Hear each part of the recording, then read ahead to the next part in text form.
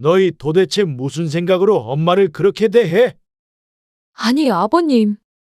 그러면 요즘 세상에 며느리를 그렇게 대하는 경우가 어디 있어요? 다른 며느리들 같았으면 진작에 발길 끊었을 거예요. 저는 그렇게 하기는 싫고 잘 해결하고 싶어서 똑같이 하면 어머님이 느끼는 바가 있으실 거라고 생각했어요. 그렇게 나름 조용히 해결하려고 한 거예요.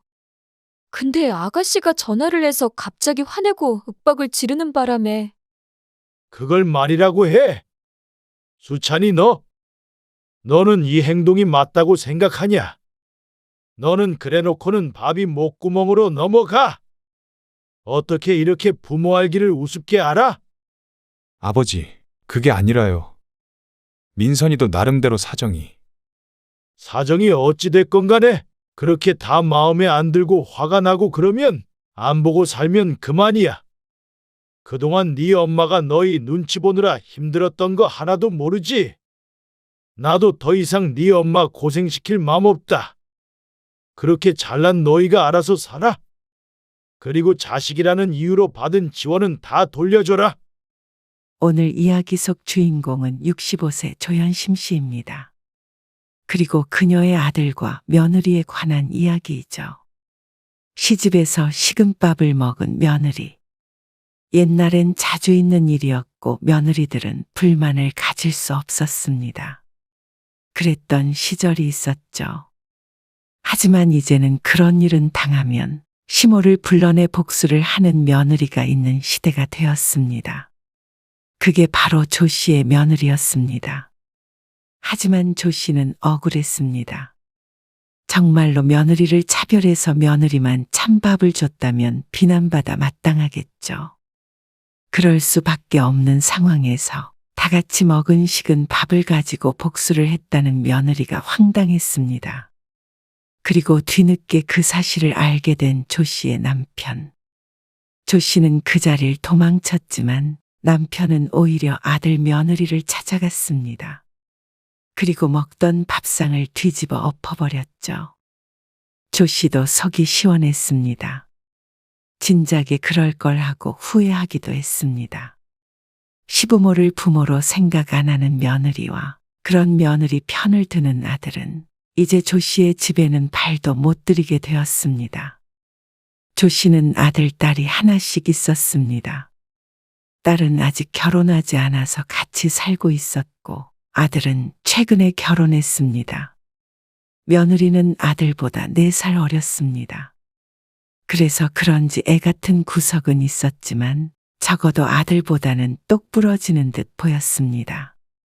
그래서 그런 철부지일 것이라고는 상상도 하지 못했습니다. 어쩌면 처음부터 예견된 일이었는지도 몰랐습니다. 결혼하고 나서 첫 명절 때부터 심상치가 않았죠. 이걸 어머님이 다 차리신 거예요? 수찬이 아빠가 같이 돕긴 했지. 나는 뭐 재료 손질만 했지. 새언니, 엄마가 요리 진짜 잘하거든요. 집에 갈 때 싸가세요. 그래요? 며느리는 상다리 부러지게 차려진 밥상을 보고 놀란 듯 했습니다. 차례는 지내지 않지만 그래도 명절은 평소보다도 푸짐하게 차리려고 노력했습니다. 아무래도 잔치상은 잔치상이었죠. 진짜 맛있는데요? 그래? 다행이네. 조 씨는 기분 좋게 웃으며 식사를 했습니다. 며느리는 이따 집에 갈 때 정말로 반찬들을 싸달라며 맛있게 먹었습니다. 아들도 어깨가 으쓱 올라간 것 같았죠. 신경 쓴 보람이 있는 듯 했습니다.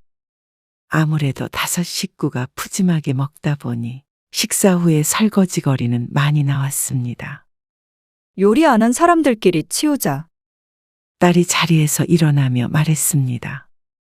그리고 분주하게 상을 치우는데 그런 딸을 따라서 아들도 그릇을 옮겼습니다. 며느리만 자리에 앉아 있었습니다. 오빠가 다 옮기고 냉장고에 넣고 해. 그리고 제가 거품할 테니까 언니가 헹굴래요? 아니면 반대로. 아, 제가 헹굴게요. 아들이 결혼하기 전에도 무척 익숙한 광경이었습니다. 조 씨가 요리를 하면 나머지 사람들이 치우고 설거지하고 뭐든 다 같이 하는 게 당연했습니다. 그래서 그게 며느리 입장에서는 기분이 좋지 않았다는 사실을 전혀 짐작하지 못했죠. 이건 우리가 치울 테니까 너희는 어서 가봐. 기다리시겠다. 네. 그럼 저희는 먼저 일어나 볼게요. 다음 날 아침, 명절 당일이 되었을 때 간단히 식사한 후에 아들네를 일찍 돌려보냈습니다. 사돈네가 1시간 반 정도 걸리는 곳에서 살았는데 아무래도 명절이니 차가 막힐 것 같아서 뒷정리도 시키지 않았습니다. 식구 한 명 늘었다고 그래도 더 북적북적하고 좋은 것 같네. 그러게. 너도 얼른 결혼해 그럼. 조금만 기다려봐. 손주가 먼저 생기겠네. 그런데 명절이 끝나고 며칠 지나지 않았을 때 아들에게서 전화가 왔습니다.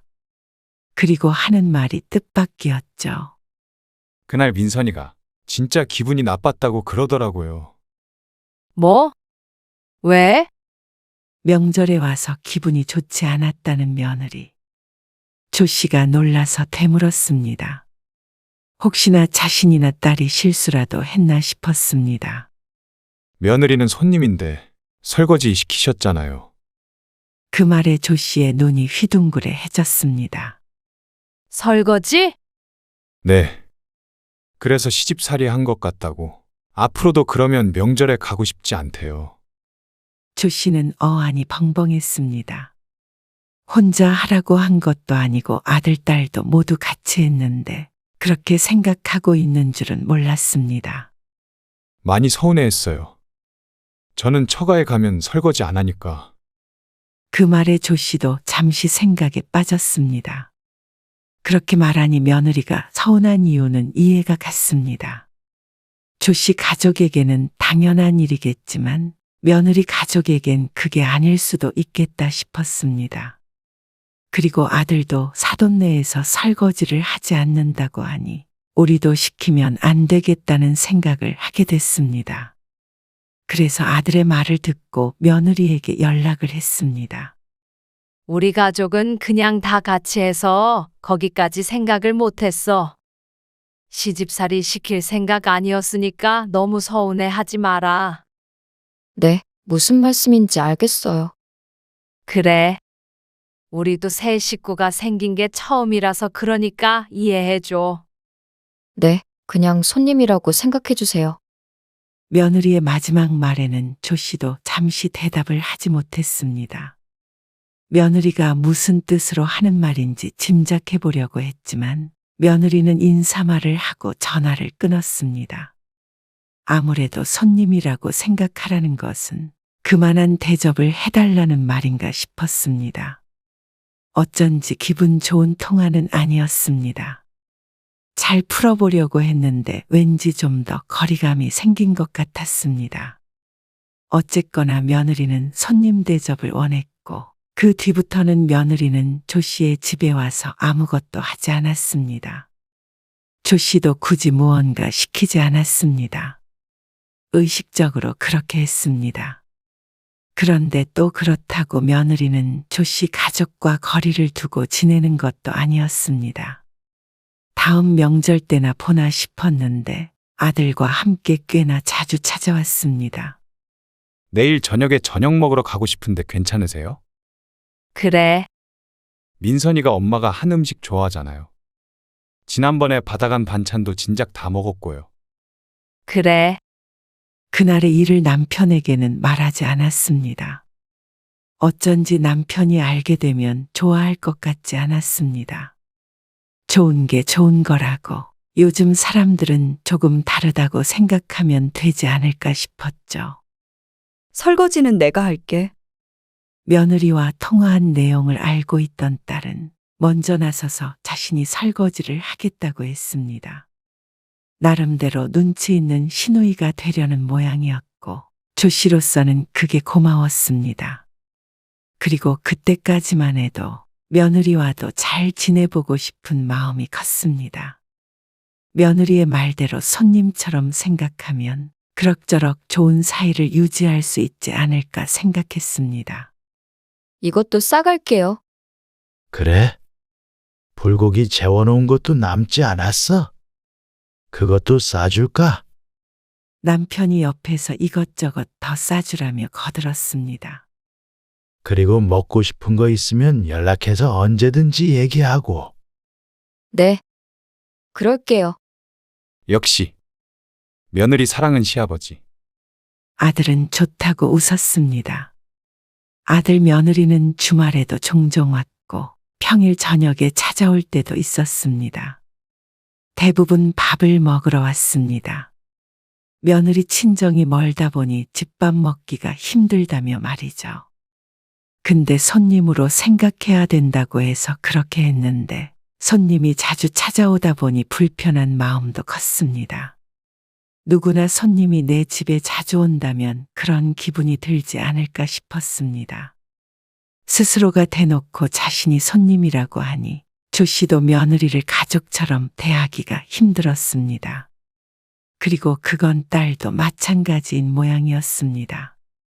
원래 며느리들은 시집에 오는 거 싫어하지 않나? 엄마가 해준 밥이 그렇게 맛있나? 시집에도 자발적으로 오는 거 보니까. 그러게 반찬 가게를 해야 하나? 근데 솔직히 좀 불편하긴 해. 새언니 오면 엄마도 이것저것 신경 써야 하잖아. 그저께만 하더라도 오빠가 갑자기 온다고 그래서 마트도 새로 갔다 오고. 그러면서 딸은 불만이 있는지 궁시렁거렸습니다. 무슨 손님이 그렇게 남의 집에 자주 와?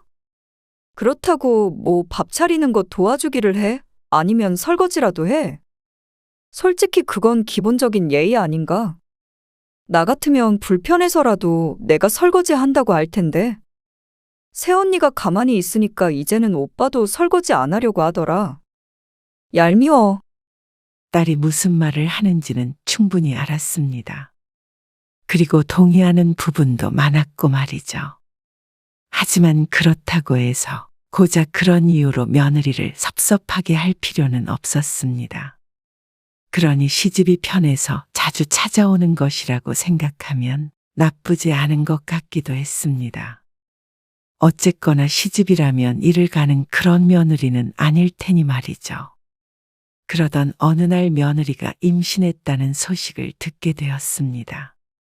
덕분에 집안 분위기는 한껏 들뜬 상태였습니다. 진짜 축하해요.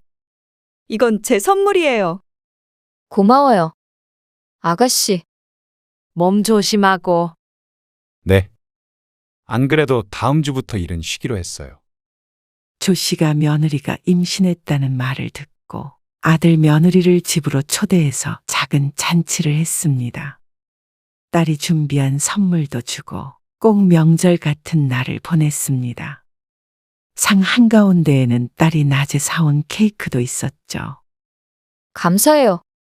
며느리도 기쁘게 웃었고 조 씨는 이렇게 가족이 화목하게 지낼 수 있다는 것에 감사했습니다. 그러던 어느 날이었습니다. 조 씨의 남편은 약속이 있어 집을 비웠고 집에는 조 씨와 딸만 있었습니다. 밥 해야 돼? 아니, 점심때 밥을 너무 많이 해서 남았어. 그거 먹자.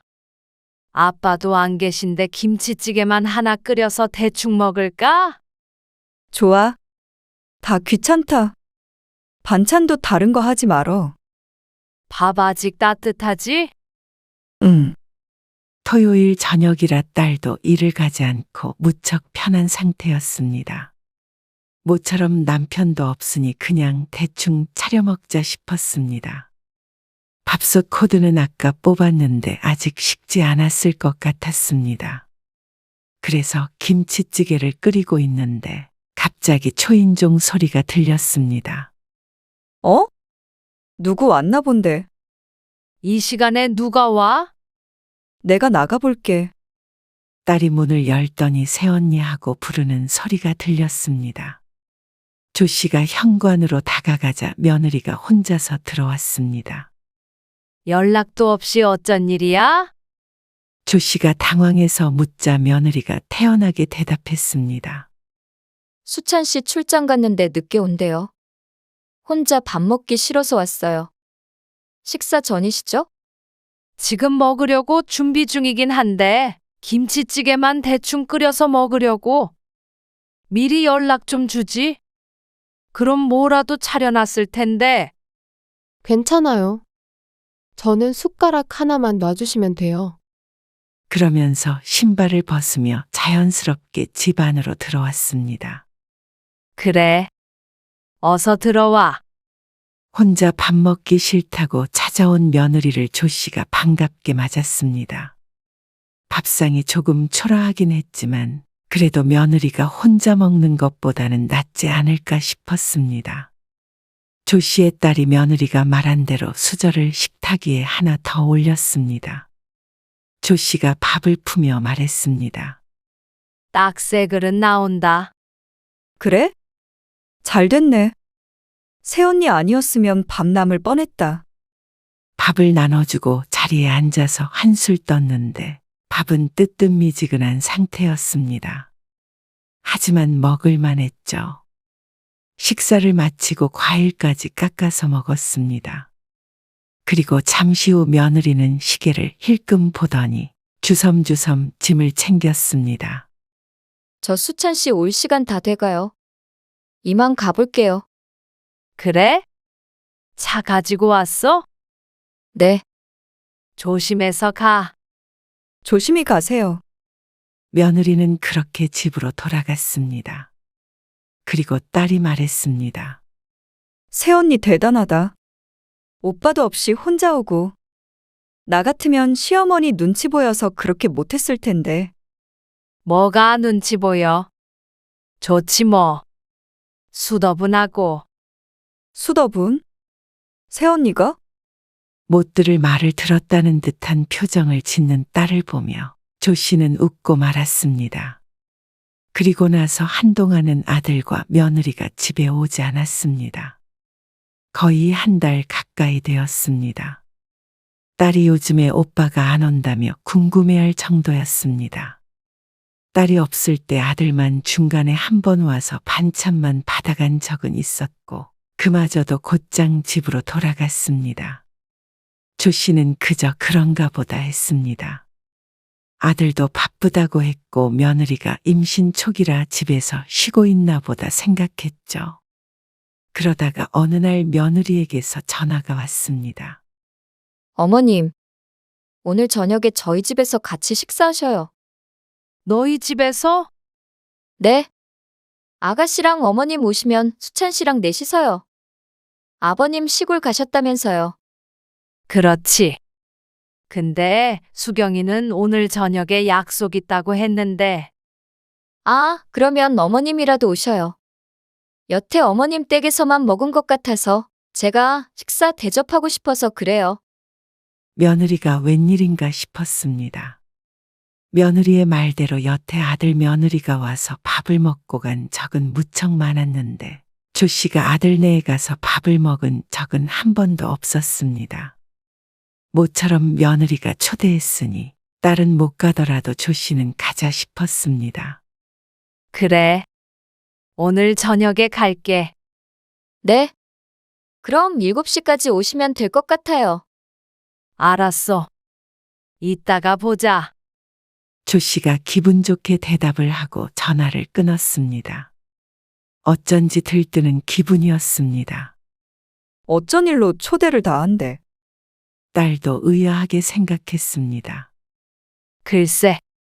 넌 약속 있다고 하니까 수찬이랑 셋이서 먹자는데 처음으로 며느리한테 밥 얻어먹겠네. 아쉽네. 즐거운 시간 보내고 와.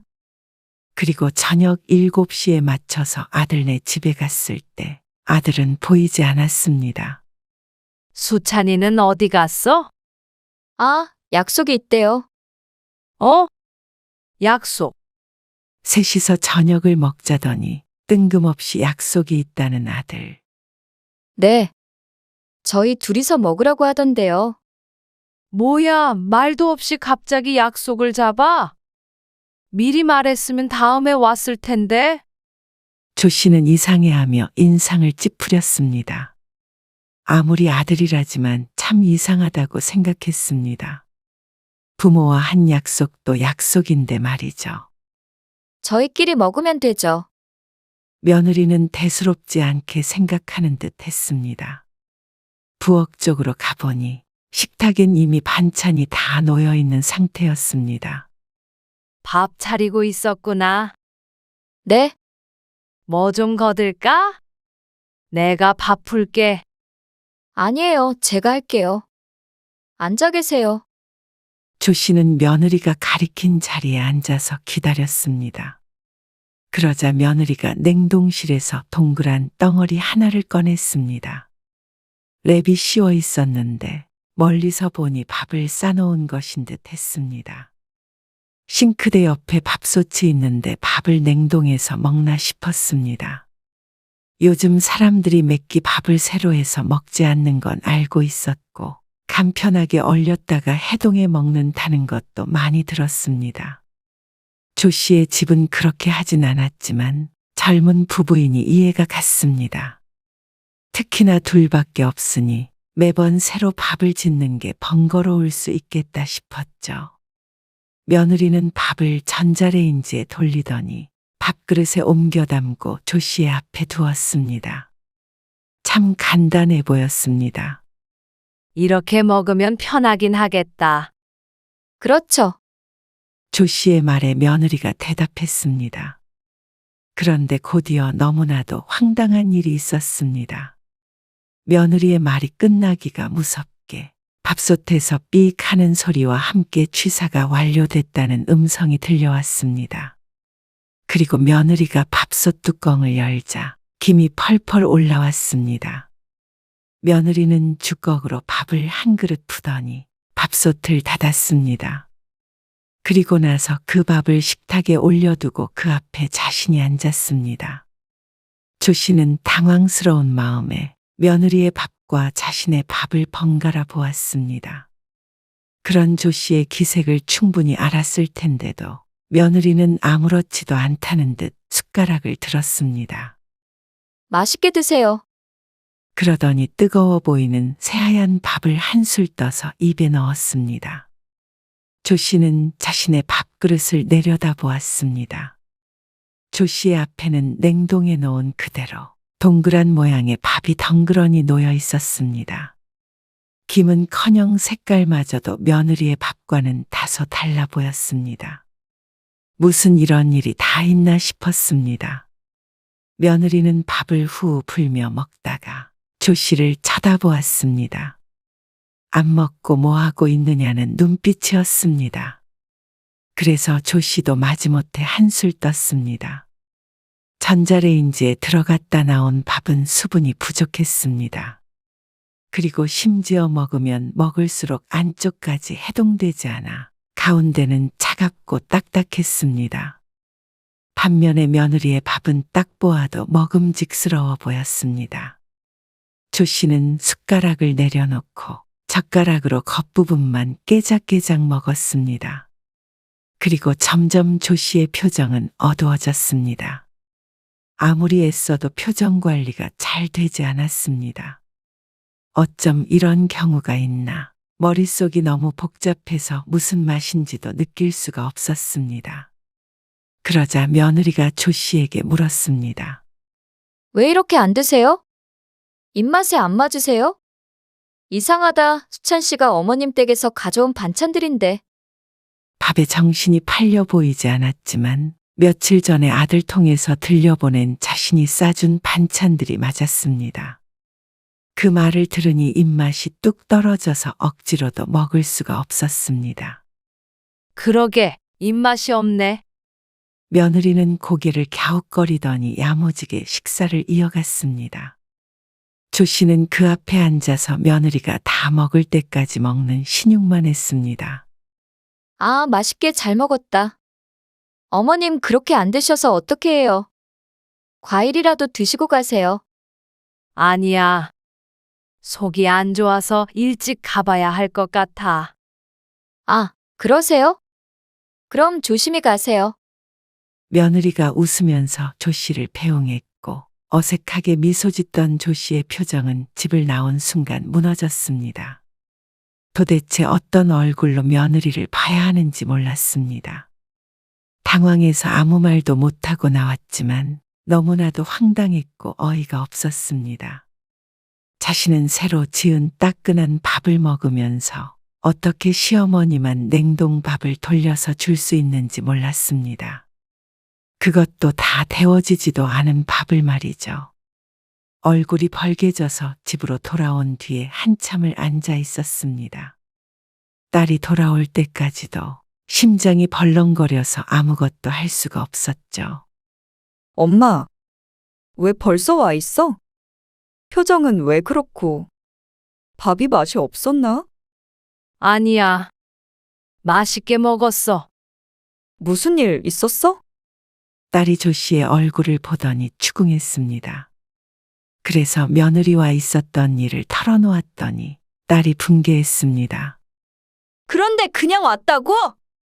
그럼 그냥 오지 어떻게 해? 밥상이라도 엎어버려야 할 거 아니야? 무거운 식탁을 어떻게 엎어? 농담하지 말고. 일어나, 엄마. 같이 가게? 어딜? 오빠네 집에 가야지. 그런 경우가 어디 있어?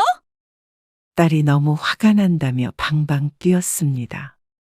그러고서는 조 씨가 말리기도 전에 며느리에게 전화를 걸었습니다. 그리고 스피커폰을 하고서는 통화를 했습니다. 차분해지려고 노력하며 자초지종을 묻는 딸에게 며느리가 아주 태연하게 대답했습니다. 네. 새밥 안 드렸죠. 왜요? 왜냐고요? 지금 그걸 말이라고 하세요?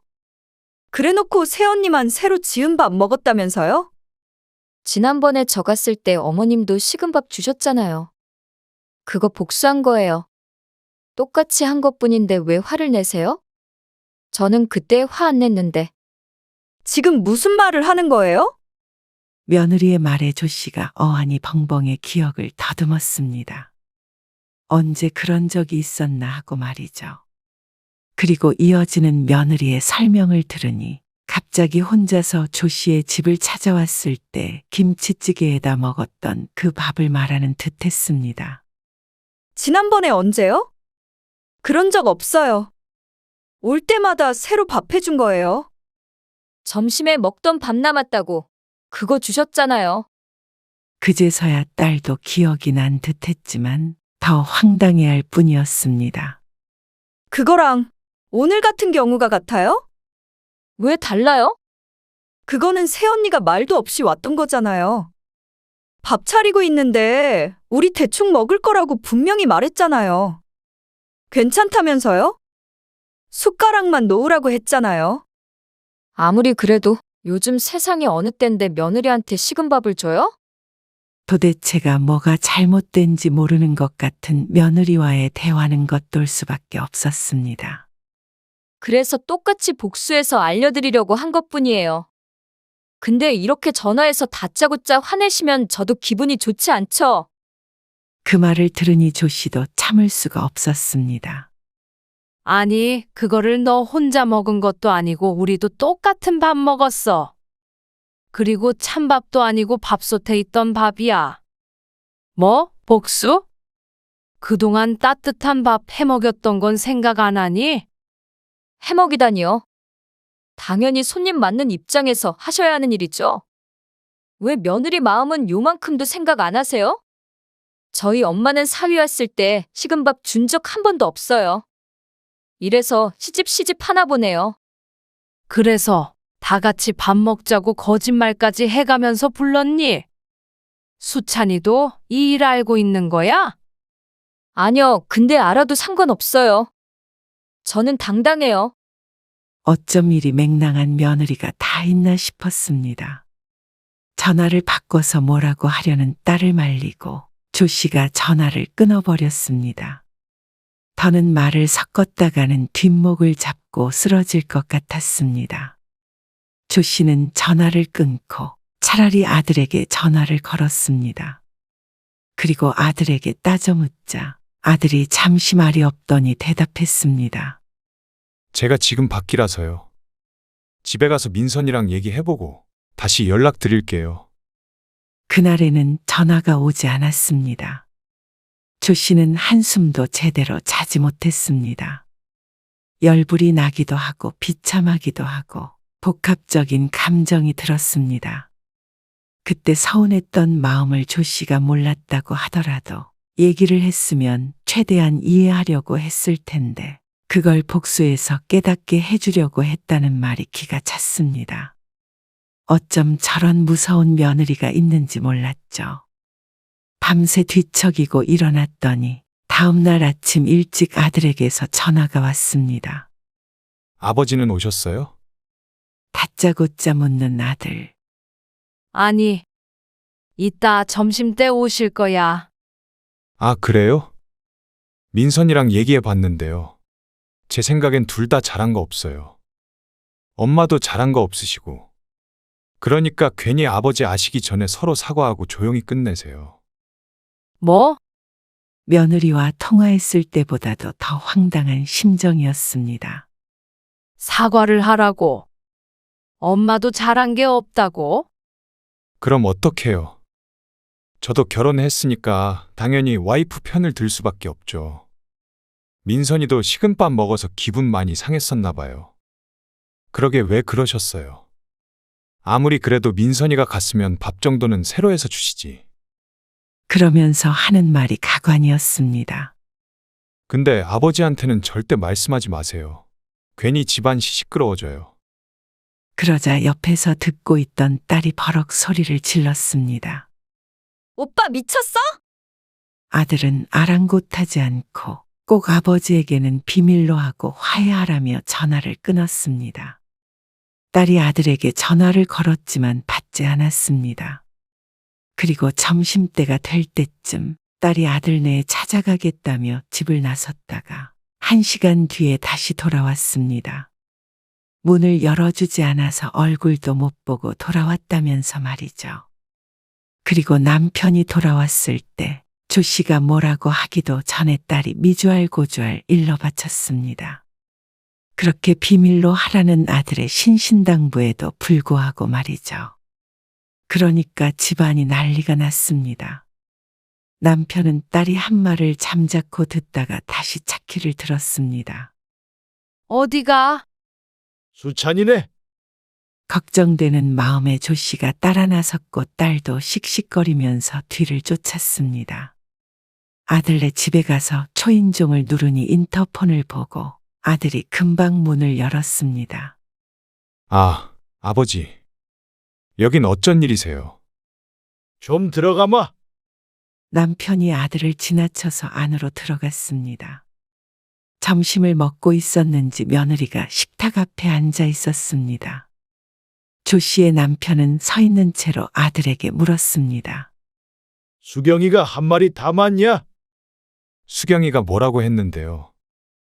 그건 너희가 더 잘 알겠지. 그러자 아들의 얼굴이 시퍼렇게 변했습니다. 너희 도대체 무슨 생각으로 엄마를 그렇게 대해? 남편이 호통을 치자 며느리가 울며 말했습니다. 아니, 아버님.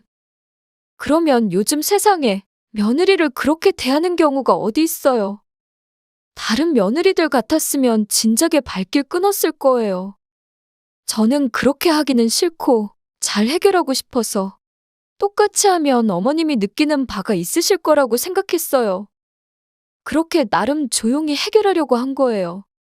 근데 아가씨가 전화를 해서 갑자기 화내고 윽박을 지르는 바람에 안 그래도 임신 초기라 조심해야 하는데 놀랐어요. 그걸 말이라고 해. 수찬이 너는 이 행동이 맞다고 생각하냐? 그러니 아들은 아무 말도 못했습니다. 둘 다 잘못했다는 말은 나오지 않는 모양이었습니다. 남편이 가만히 있다가 식탁 위에 있던 밥그릇을 휙 엎어버렸습니다. 너는 그래놓고는 밥이 목구멍으로 넘어가. 어떻게 이렇게 부모 알기를 우습게 알아? 아버지, 그게 아니라요. 민선이도 나름대로 사정이. 사정이 어찌 됐건 간에 그렇게 다 마음에 안 들고 화가 나고 그러면 안 보고 살면 그만이야. 그동안 네 엄마가 너희 눈치 보느라 힘들었던 거 하나도 모르지?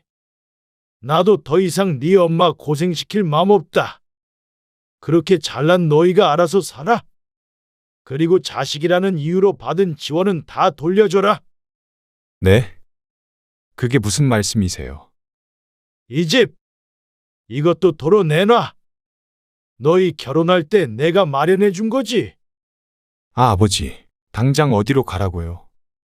민선이 임신했어요. 이러지 마세요. 그러자 며느리가 훌쩍이던 울음을 그쳤습니다.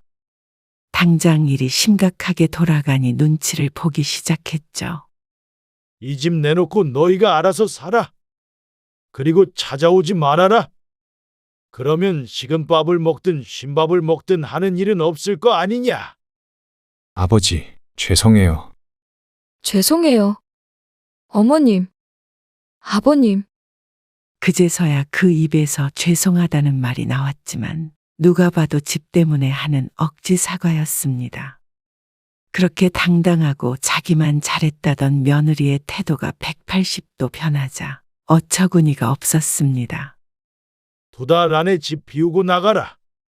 결혼할 때 축의금 들어온 거 너희들한테 현금으로 다 줬지. 그것도 도로 뱉어. 그러자 아들이 갑자기 무릎을 꿇었습니다.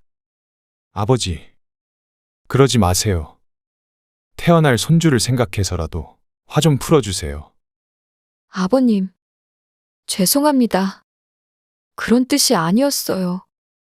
얼마나 손이 발이 되도록 비는지 보는 사람이 다 안타까울 지경이었습니다. 그러자 남편도 차마 임신한 며느리를 맨몸으로 쫓아낼 수는 없었는지 말을 했습니다.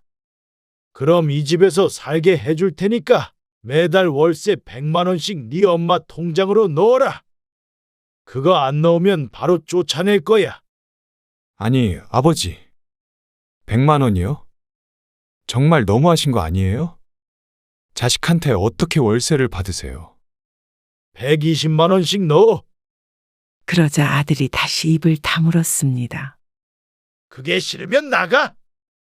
그러고서 조씨 일행은 아들네 집을 나왔습니다. 착잡한 마음이 들었습니다. 결국엔 돈 때문에 자식의 사과를 받는구나 싶었습니다. 만약 이 집이 남편의 것이 아니었다면 저렇게 저자세로 나왔을까 하는 의문이 들었죠. 얼마 뒤에 아들은 며느리와 싸웠다며 작은 짐을 들고 조 씨의 집으로 왔습니다. 아마도 그날의 일이 발단이 된 듯했죠. 그러면서 이혼안에 만회했는데 조 씨는 한숨부터 나왔습니다. 지난번에는 잘못했습니다. 제 대처가 잘못됐어요. 사과 충분히 들었으니까 월세 잘 내고. 너희 일은 둘이 알아서 해결해.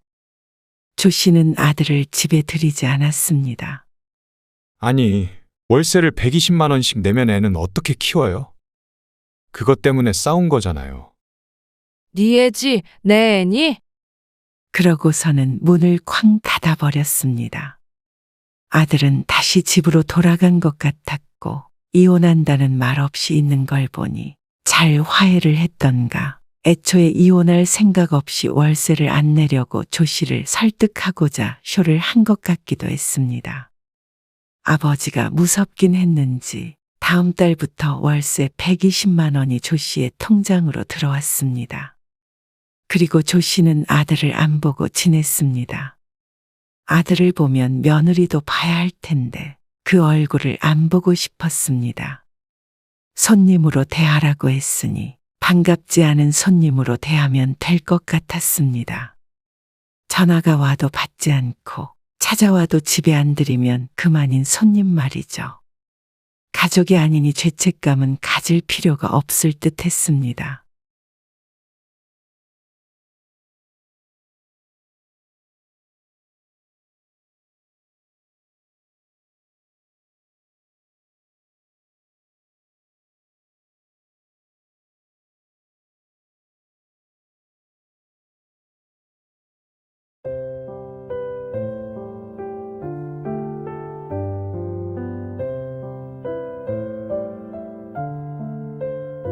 나중에 저희 애기 태어나도 이렇게 안 보고 지낼 자신 있으신 거냐고요? 엄마 아빠가 저희한테 그렇게 매정하게 하신다면 저희도 매정하게 굴 수밖에 없어요. 그 말 하려고 이 시간에 이렇게 남의 집에 난입한 거야? 남이 집이요. 난입이요. 여기가 너희 집이야? 말도 없이 들어왔으면 난입이지 뭐야? 그리고 지금 나중에 손주 얼굴 안 보여주겠다고 협박이라도 하는 거야? 협박이 아니고요. 일어날 수 있는 일에 대해서 미리 경고 드리는 거예요. 그래. 부모가 자기 자식 안 보여주고 싶다는데 어쩔 수 없지. 네? 그리고 앞으로 이렇게 함부로 쳐들어오지 말아라. 자식이라고 부모 집에 이렇게 마음대로 와도 되는 줄 알아. 너희가 이렇게 말도 없이 한 번 찾아오면 우리는 2번 찾아갈 거니까 그런 줄 알아. 오늘 이야기 속 주인공은 57세 신미경 씨입니다. 그리고 그녀의 아들과 며느리에 관한 이야기이죠. 신 씨는 아들 며느리가 집에 찾아오는 것이 부담스러웠습니다. 정확히 말하자면 예고도 없이 들이닥치는 것이 무척 불편했죠. 아들이 결혼하고 남편과 둘이서 편히 지내다가 말도 없이 아들 부부가 오면 급히 청소하랴 밥 차리랴. 시부모님보다 더 힘든 존재들이었습니다. 게다가 며느리가 임신을 하면서 당연하듯 손주를 봐줄 것을 요구하니 차라리 이제는 찾아오지 말았으면 하는 마음도 들었습니다. 어째서 자식은 부모 집에 마음대로 쳐들어와도 되고 부모는 무조건적으로 자식을 위해 희생을 해야 하는지 몰랐습니다. 그걸 거절한다면 매정하다는 소리를 들었습니다. 신 씨는 아직 50대였습니다. 나이 들었다면 나이 들었고 또 젊다면 젊은 나이.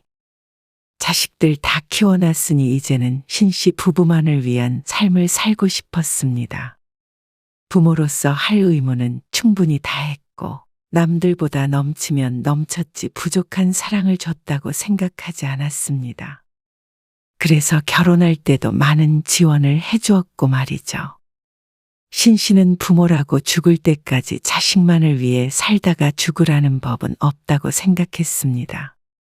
그리고 그런 희생을 강요하고 그저 자신들 인생이 먼저인 자식 며느리는 신 씨도 사양이었습니다. 신 씨는 아들, 딸이 하나씩 있었습니다.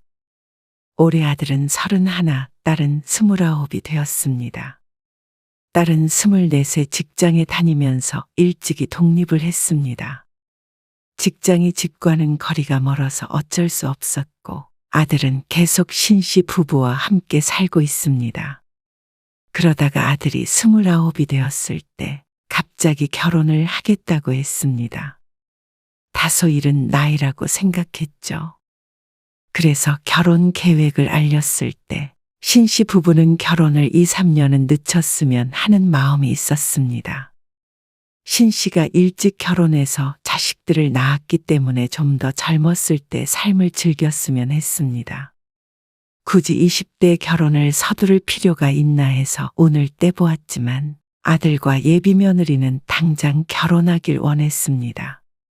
그래서 신 씨 부부도 아들의 뜻대로 하라고 했습니다. 그렇게 원하는데 굳이 반대할 이유는 없다고 생각했습니다. 신 씨 부부는 아들이 결혼할 때 서울에 있는 아파트 전세금을 전부 지원해 줬습니다. 그리고 딱 그만큼 딸에게도 미리 주었죠. 너희 둘이 똑같이 줬으니까 어떻게 쓰는지는 너희 자유야. 아들은 신혼집을 구했고 딸도 오피스텔에서 곧 아파트로 이사할 계획을 세웠습니다. 딸에겐 아직 결혼이 먼 일이었기 때문이었습니다. 신 씨 부부는 이제는 아들, 딸 인생에 관여하지 않기로 했죠. 전세금이라고 하더라도 금액은 결코 적지 않았습니다. 기준을 낮춘다면 작은 아파트도 살 수 있는 금액이었습니다. 남편도 평생 기업에서 일을 했고 신 씨도 젊어서 시작한 사업이 잘 되어 경제적으로 여유가 있는 편이었습니다. 둘 다 지금도 여전히 일을 하고 있었으니 말이죠. 아들까지 결혼하고 나니 신 씨 부부는 수십 년 만에 처음으로 둘이서만 지내게 되었습니다.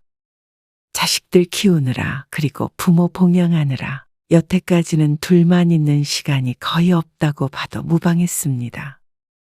민우까지 나가면 허전할 줄 알았는데 좋네. 신 씨의 솔직한 심정이었습니다. 딸은 일찍이 독립했고 같이 살던 아들까지 나가면 쓸쓸할 줄 알았습니다. 물론 그런 감정도 있긴 했지만 그것보다도 편하다는 감상이 더 컸습니다. 어쩔 땐 꼭 신혼으로 돌아간 듯한 기분도 들었습니다. 아, 잘 먹었다. 배부르니까 설거지하기 귀찮네. 뭐하러 지금 해? TV 좀 보다가 소화되면 내가 할게. 그럴까? 흉볼 사람도 없는데. 그래. 정 귀찮으면 내일 하면 되고. 신 씨는 남편과 함께 식탁 앞에 앉아서 키들거렸습니다. 신 씨 부부는 아들이 결혼한 후 자유롭고 편하게 지냈습니다. 설거지를 나중으로 미루기도 하고 집이 조금 지저분해도 뒀다가 남편과 서로 몰아서 함께 치우기도 했습니다. 그 과정에서 네가 해라 내가 해라 하면서 재미있게 지냈죠. 쉬는 날엔 둘이 아무것도 안 하고 소파에 누워 뒹굴뒹굴 하루 종일 영화 봤다 드라마 봤다 하기도 했습니다. 어른 눈치 보느라 자식 눈치 보느라 못했던 것들을 다 해보며 모처럼 좋은 시간을 보냈습니다. 그러다 보니 남편과 더 사이가 좋아진 것 같은 기분이 들었죠. 그런데 이런 평화는 금방 깨졌습니다. 엄마, 저희 왔어요. 어? 말도 없이 무슨 일이야? 그냥요. 저녁 같이 먹을까 하고요. 혜영이도 오고 싶어 해서요. 얘는 전화도 없이. 퇴근해서 바로 온 거라서요. 아직 식사 안 하셨죠? 그렇지? 어서 들어와. 아들이 며느리와 함께 찾아왔습니다. 마침 저녁을 먹으려던 참이긴 했습니다. 하지만 대충 있는 것에다 먹으려던 계획이 틀어졌습니다. 며느리가 왔으니 밥상이 초라해서는 안 될 것 같았죠. 신 씨는 급하게 냉장고를 뒤져서 요리다운 요리를 했습니다. 덕분에 식사 시간이 30분이 지연이 됐습니다. 그래도 아들 며느리 얼굴을 보니 반갑기는 했습니다. 결혼하고 나서는 자주 못 볼 줄 알았는데 이렇게 자발적으로 찾아오니 요즘 사람들답지 않다는 생각을 했습니다. 그 뒤로도 아들 내외는 자주 신 씨의 집에 방문했습니다. 며느리도 신 씨에게 잘하려고 노력하는 게 눈에 보였습니다. 신 씨 부부의 짐작으론 처음 결혼할 때 신 씨 부부가 결혼을 반대한 것으로 느껴서 그런 듯 했습니다. 이렇게 자주 올 필요 없어. 너희 결혼한 거 우린 좋아. 우리 며느리도 예쁘고. 그러니까 너희도 신혼 즐기고 굳이 이렇게 안 와도 돼. 아, 저희가 좋아서 오는 거예요. 네. 맞아요. 그러니 불편할까봐 그랬지. 안 불편해요. 하지만 신 씨가 굳이 아들네에게 이렇게 얘기한 이유가 있었습니다. 사실 아들 부부가 불편할까봐 그랬던 것이 아니라 신 씨가 불편해서였습니다. 아들 부부는 최소 일주일에 한 번, 많게는 일주일에 3번까지도 찾아왔습니다. 그것도 대부분은 연락도 없이 들이닥쳤습니다. 아마 아들이 살던 집이라 편하게 오는 것이겠지만 신 씨는 결코 아들의 방문이 편하지 않았습니다. 아들만 오는 것이 아니기 때문이었습니다. 집도 치워야 하고 반찬에도 신경을 써야 하고 남편도 옷도 편하게 입고 있지 못했습니다. 여러모로 부담스러웠습니다. 특히나 평일에 퇴근 후에 좀 쉬려고 하는데 찾아오면 곤욕스러웠죠. 혹시라도 아들네가 서운할까봐 애둘러 말했지만 아들 며느리는 전혀 알아듣지 않았습니다. 예전에 시어머니를 모시고 살기 전에도 같은 동네에서 살았지만 시어머니도 이렇게 무작정 찾아온 적이 없었습니다. 아무리 늦어도 전날에는 꼭 연락을 주었었는데 자식이라는 이유로 이렇게 아무 때나 찾아오는 게 당연한 것인지 마음이 불편했습니다. 자주 오는 것도 그랬지만 오더라도 제발 아무 때나 연락도 없이 오지 않았으면 했습니다. 그래서 아들에게 따로 얘기할 수밖에 없었습니다. 그런데 그걸 가지고 아들은 굉장히 서운해했죠. 보통은 자식이 찾아오면 좋아하지 않아요? 그럼 최소한 하루 전에라도 연락을 달라는 말이지. 그냥 퇴근하면서 오고 싶어질 때 오는 거예요. 너는 그렇다 쳐도 혜영이는 불편할 거 아니야? 이렇게 자주 오면 아니요. 혜영이가 오자고 하는데요. 근데 좀 서운하네요. 장모님이 안 계시니까 엄마가 엄마처럼 좀 해주세요. 그렇게까지 말하는데 더 말을 보태기가 힘들었습니다. 친정엄마가 일찍 돌아가신 며느리의 마음을 받아달라는데 불편해도 좀 참자 싶었습니다. 아들은 되도록이면 연락은 주겠다고 했지만 잘 지켜지지는 않았습니다. 저희 왔어요. 그래. 왔냐? 안 그래도 올 때가 됐다 싶어서 신 씨의 남편도 아직 옷을 안 갈아입은 채였습니다. 그런데 아들이 놀라운 소식을 전했습니다. 혜영이 아이 가졌어요. 뭐? 임신했어? 네. 그러면서 행복하다는 듯이 서로 마주보고 웃는 아들과 며느리. 너무 축하해. 신 씨는 기뻤습니다. 그리고 얼떨떨하기도 했습니다. 50대 중반의 나이에 벌써 할머니가 될 줄은 몰랐습니다. 아들이 결혼을 했으니 당연히 손주가 생기겠지 하고 막연하게 생각은 했지만 정말로 할머니가 됐다고 하니 얼떨떨할 만도 했습니다. 남편도 같은 표정이었습니다. 우리 아들이 벌써 우리를 할머니, 할아버지를 만들어주네. 그러고선 남편은 기분 좋은 표정을 지었습니다. 오늘도 예고 없이 찾아왔지만 식사 분위기는 무척 화기애애했습니다. 그리고 아들 며느리가 집에 돌아간 뒤에는 딸의 조언을 들어서 며느리에게 산후조리원 비용을 보내주었습니다. 그리고 며칠 뒤에는 축하 선물도 따로 보내주었습니다. 하나밖에 없는 며느리가 아이를 가졌다고 하니 신씨 부부도 최선을 다해서 이것저것 해주려고 노력했습니다. 그런데 아들은 그 외에도 신씨 부부에게 다른 것을 요구했습니다. 저희가 맞벌이도 해야 되고 그러니까요. 아기 태어나면 엄마가 좀 봐주셨으면 해요. 뭐? 나? 신씨가 손가락으로 스스로를 가리키며 물었습니다. 그러자 아들이 고개를 끄덕였습니다. 아주 당연하다는 듯한 표정으로 말이죠. 물론 공짜로 부탁드리는 건 아니에요. 한 달에 100만 원씩 드릴게요. 사뭇 의기양양해 보이는 모습에 신 씨는 어안이 벙벙했습니다. 신 씨가 집에서 노는 게 아니라는 걸 아는데도 100만 원에 저렇게 당당할 수 있다는 게 놀라웠죠. 신 씨의 남편은 대기업에 다녔고 신 씨는 사업을 했습니다. 아주 큰 회사는 아니지만 직원이 3명이 있었고 잘 되지 않을 때도 남편만큼은 충분히 벌었습니다. 남편이 종종 자신이 퇴직하면 취직시켜달라고 농담처럼 말하곤 했는데 아들은 그런 사정은 모르는 모양이었습니다.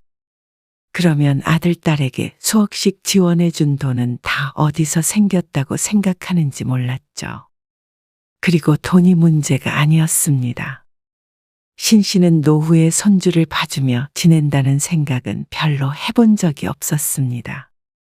일이 바쁘기도 했고 평생 가정에 헌신하며 산 후 아들, 딸 모두 독립시켰으니 이제는 내 일 하면서 남편과 시간도 보내고 그렇게 지내고 싶었습니다. 남편도 같은 생각이었는지 신 씨가 뭐라 대답하기도 전에 먼저 말했습니다. 그건 힘들지. 엄마도 일하고 있는데 잠깐 쉬시면 되죠. 그렇게 대충 일하는 줄 알아? 그러자 아들은 거절당할 줄은 몰랐다는 듯한 반응이었습니다. 그런 아들에게 남편이 단호하게 말했습니다. 맞벌이 하더라도 여러 가지 방법이 있잖냐. 엄마가 봐줄 수 없는 상황이니까 둘이 상의해서 잘 해결해봐. 그랬더니 아들은 또 서운하다며 돌아갔고 남편은 끝까지 너희가 책임져야 한다며 선을 그었습니다. 우리가 너무 심한 건 아니겠지? 심하긴. 어떻게 키워보지도 않고 바로 당신한테 봐달라 그래? 그것도 그랬습니다. 그리고 아들이 서운해한다고 하더라도 그것 때문에 신 씨가 아이를 봐줄 수는 없을 것 같았습니다. 그러다가 며칠 뒤에 아들 며느리가 또 찾아왔습니다. 연락 좀 하고 오라니까 정말. 남편이 퇴근하기도 전에 와서는 자리 잡고 앉아있자 신 씨도 한숨이 나왔습니다. 퇴근해서 좀 느긋하게 있고 싶었는데 손님이 있으니 마음대로 퍼져 있지도 못했습니다. 안 그래도 낮에 일이 꼬여 하루 종일 스트레스 받았었는데 아들 며느리를 보니 자신도 모르는 사이의 표정에서 표시가 났던 모양이었습니다. 남편이 곧 돌아오고 아들 며느리와 넷이서 식사를 하는데 며느리가 벼랑간 훌쩍거렸습니다. 왜 그래? 왜 울어? 신 씨가 놀라서 물었고 남편도 당황한 눈치였습니다. 그러자 며느리가 흐느끼며 말했습니다. 왜 어머님, 아버님은 저를 남처럼 대하세요? 결혼 반대하신 거 아니라고 하셨으면서 제가 와도 탐탁지 않아 하시는 것 같고요. 그럴 리가 있어? 왜 가족으로 생각을 안 해? 그러자 아들이 한숨을 쉬면서 말했습니다. 오죽했으면 혜영이가 울어요. 그러면서 또 얘기를 꺼냈습니다. 며느리도 고개를 끄덕이며 말을 했습니다. 애기도 안 봐주신다고 그러고 너무 서운해요. 기가 막혀서 말을 못하고 있었는데 며느리는 더욱 서럽게 울었습니다. 이를 도대체 어째야 하는지 몰랐습니다. 남편도 우는 며느리에게 또 단호하게 굴기가 쉽지 않은지 난감한 기색이었습니다. 그래서 신씨 부부는 아무 말 없이 며느리를 달랬습니다. 신씨는 임신한 며느리가 울고 있는데 거기에다 대고 매정하게 말을 할 수가 없었습니다. 일단은 대화를 일단락했고 아들 며느리를 돌려보냈습니다. 그리고 나중에 아들을 따로 불렀습니다. 얼렁뚱땅하다가는 정말로 전적으로 손주를 봐줘야 하는 상황이 될 것 같았습니다. 할머니도 어릴 때 저희 키워주셨다면서요. 아들이 신 씨의 시어머니 얘기를 꺼냈습니다. 신 씨가 둘째까지 낳고 다시 일을 시작하려는데 1년간 시어머니가 왔다 갔다 하면서 아이들을 봐주었죠. 하지만 신 씨도 할 말은 있었습니다. 나중에 시어머니를 5년간 모시고 살았고 돌아가시기 1년 전부터는 누워서만 생활하는 시어머니의 수발도 신 씨 부부가 손수 들었습니다. 그걸 아들, 딸도 모두 보고 컸습니다. 그러면 너 나중에 우리 그렇게 데리고 살 자신 있어? 한번 묻고 싶었습니다. 하지만 아들은 말문이 막힌 듯 대답이 없었습니다. 우리도 늙어서 너희한테 부양하라는 소리 안 해. 그러니까 지금까지 열심히 일하고 있고. 그런데 일을 쉬면서 애를 봐달란 소리를 했으면 나중에 우리 부양할 생각도 있다는 소리야. 남편이 아들에게 물었지만 아들은 여전히 말이 없었습니다. 거 봐라. 지난번에도 얘기했지만 다른 방법 찾아봐. 엄마한테 100만 원 줄 생각하지 말고 그거 보태서 도우미를 알아보든 해봐. 그러자 아들은 불만스러운 표정을 지으며 말했습니다. 애 못 봐주실 거면 그럼 도우미 비용을 보태주세요. 뭐? 아이를 봐주거나 아니면 도우미 비용을 달라는 아들. 그러자 아이를 봐달라고 한 것도 결국 돈 때문인가 하는 의심이 들었습니다. 아이를 봐줄 상황이 아니라는 걸 알 텐데도 자꾸만 우기는 게 이상하긴 했습니다. 너 그게 맞는 말인지 다시 한번 생각해봐라. 남편은 더 이상의 대화를 이어갈 수 없다고 생각했는지 아들을 돌려보냈습니다. 그리고 무척 속상한 듯 계속 한숨만 쉬었습니다. 아들에게 실망한 듯도 보였습니다. 어째서 부모가 무조건 애를 봐줘야 하고 그게 아니라면 돈을 대줘야 한다고 생각하는지 몰랐습니다. 혹시나 하는 마음에 신 씨가 주변에 물어봤는데 아이를 봐주는 도우미 비용이 한 달에 300만 원 정도 한다고 들었습니다. 그래서 그 돈을 신 씨에게 달라고 한 것인 모양이었습니다. 한 사람 월급에 맞먹는 금액이니 말이죠. 그래 놓고는 신 씨에게는 선심이라도 쓰는 듯이 100만 원을 주겠다고 한 아들이 괘씸하기도 했습니다. 결혼할 때 서운하지 않게 해줬다고 생각했는데 이 문제를 가지고 신 씨에게 섭섭하다고 하는 아들에게 오히려 신 씨가 섭섭했습니다. 신경 쓰지 마. 자기들이 알아서 해야지. 신 씨도 남편과 같은 마음이었습니다. 생각이 많아지는 밤이었죠. 그리고 한동안은 아들은 연락이 없었습니다. 신경 쓰이기도 했지만 아무 때나 쳐들어오는 아들 며느리가 없으니 몸은 편했습니다. 그리고 한 달쯤 뒤에 명절이 되었습니다. 아들 부부도 오고 오랜만에 딸도 집으로 왔습니다. 신 씨는 미리 상다리 부러지게 음식을 차려놓고 기다렸습니다. 아들과는 트러블이 있었지만 그래도 다 같이 모이니 마냥 반가웠습니다. 회사 잘 다니고 있어? 그냥 다니는 거지. 영원히 명절이었으면 좋겠다. 딸의 말에 신 씨가 웃으며 밥을 먹었습니다. 맛있지? 너희 좋아하는 걸로 엄마가 신경 많이 썼어. 이거 임산부한테 좋은 음식이래. 남편이 며느리 앞으로 반찬을 밀며 말했습니다. 다들 맛있게 먹는 것을 보니 아침부터 분주하게 움직인 보람이 있었습니다. 그런데 거의 식사가 끝나갈 때쯤 아들이 또 좋았던 분위기에 찬물을 부었습니다. 또 똑같은 말이었습니다. 애를 봐주거나 도우미 비용을 대주거나. 이제는 신 씨도 화가 났습니다.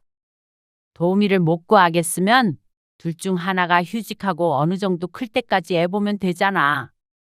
그래도 도우미를 쓰는 게 이득이면 그렇게 하면 되고. 그걸 왜 엄마 아빠한테 달라고 하는 거야? 요즘 도우미 쓰는 게 얼마나 비싼데요. 참, 그래놓고 엄마한테는 100만 원 준대. 그건 그래도 그 정도는 다 부모님이 대주는 추세예요. 너 결혼한다고 집 해줬고, 아이 생겼다고 해서 산후조리원 비용도 줬어. 선물도 따로 줬고, 그 정도면 충분하지 않아? 맞벌이 하면서 애 키우는 게 얼마나 힘든데요. 그렇다고 하더라도 너희가 돌봐보고 너무 힘드니 좀 도와줘라 하는 것도 아니고 말이야. 무조건 부모 보고 책임지라는 게 말이 돼? 다들 쥐죽은 듯 조용해졌습니다. 딸도 조용히 젓가락을 내려놓았습니다. 그리고는 눈치를 보며 눈을 대굴대굴 굴렸습니다. 그런데 또다시 울음을 터뜨리는 며느리 때문에 분위기는 더욱 엉망이 되었습니다. 뭘 했다고 눈물을 흘리는 것인지 몰랐습니다. 꼭 임신한 며느리를 괴롭히는 못된 시어머니가 된 것 같아서 마음이 좋지 않았습니다. 하지만 여기서 이야기를 마무리 짓지 못하면 또다시 찾아와서 엉뚱한 소리를 할 것만 같았습니다. 왜 또 애를 울리세요? 다들 애기 생기면 할머니, 할아버지가 손주 봐줘요. 원망 섞인 아들의 말에 남편이 언성을 높였습니다. 누가 너희한테 애 낳아달라고 했냐? 어째서 당연히 할머니, 할아버지가 봐줘야 하는 거야? 그게 아니면 돈을 달라고? 이건 자식이 아니라 날강도가 따로 없네. 날강도라니요. 이러니까 혜영이가 서운하다고 우는 거잖아요. 아들이 억울하다는 듯이 말했습니다. 기가 차서 말도 나오지 않았죠. 딱 그 집까지가 엄마 아빠 할 도리는 한 거야. 그러니까 너희 가정은 너희가 알아서 해. 왜 이렇게 매정하세요? 애 안 봐줬다고 매정하다고 하는 너희들이 매정하다. 집에 와서 이렇게 맛있는 거 먹고 좋은 시간 보내고 그런 거 다 좋아. 그런데 그 이상의 희생까지는 요구하지 말어. 부모도 부모의 인생이 있는 거야. 이런 거 저런 거 다 떠나서 엄마 아빠 이제 곧 환갑인데 이제는 둘이 좀 편히 지내자. 지우 너도 새겨들어. 남편이 딸에게 말했습니다. 자기 일이 아닌 듯 강 건너 불구경하듯 앉아있던 딸이 화들짝 놀랐습니다. 나? 그래. 너도 나중에 결혼하면 애 봐달라느니 그런 거 하지 마. 결혼도 안 했는데. 나중에 딴 말 하지 말란 소리야. 둘 다 똑같이 안 봐주는 거니까. 아들의 얼굴이 울그락불그락해졌습니다. 화가 난 건지 억울한 건지 모르겠지만 이번 일로 확실히 신씨 부부의 뜻을 알아들은 것은 같았습니다. 엄마 아빠도 더 나이 들면 좋은 시간 보내려고 해도 못 보내. 15년, 20년. 그 정도 지나면 여행이나 마음껏 다니겠어. 안 그래도 요즘 무릎 아파서 죽겠는데. 그렇게 원망하는 눈으로 쳐다봐도 소용없어. 매정하다고 생각할 수도 있겠지만 그것도 어쩔 수 없어. 나도 손주 태어나면 당연히 예쁘겠지. 너희 힘들 때 한 번씩 봐줄 수 있어, 당연히. 근데 너희가 한 부탁은 들어줄 수 없어. 이 대화는 이번이 마지막인 걸로 하자. 신씨도 정말 마지막이라고 생각하고 아들에게 못을 박았습니다. 대답이 없길래 아들도 납득은 못했어도 무슨 말인지는 충분히 알아들은 줄 알았습니다. 과일 먹자. 남편이 과일을 가지고 나왔고 신씨는 며느리의 어깨를 토닥거렸습니다. 너무 상심하지 않았으면 하는 마음이었습니다. 아들은 한참을 말없이 앉아 있다가 이내 과일도 먹고 평소처럼 대화를 나눴습니다. 며느리도 눈물을 그쳤고 말이죠. 신씨는 마음속으로 안도를 했습니다. 요즘 가장 신경 쓰이던 일이었는데 마무리가 잘 됐다고 생각했습니다. 지우 너는 남자친구 없어? 있긴 있지. 있긴 있는 건 뭐야? 아직 결혼 생각은 없다는 거지. 그러면서 딸은 아들을 힐끔 바라보았습니다. 그러자 아들도 그 눈길을 느꼈는지 인상을 찌푸렸습니다. 그의 딸은 어깨를 으쓱하고 말았습니다. 아들은 다음날 오전에 밥을 먹고 처가에 간다며 집을 나섰습니다. 장인어른만 계시니 서두르겠다며 일찍 일어났고 딸은 좀 더 있다가 다음날 가겠다고 했죠. 그리고 그날 이후로 아들은 조금 변했습니다. 자주 하던 전화도 뜸해졌고 어떨 때는 신씨가 전화를 걸어도 받지 않았습니다.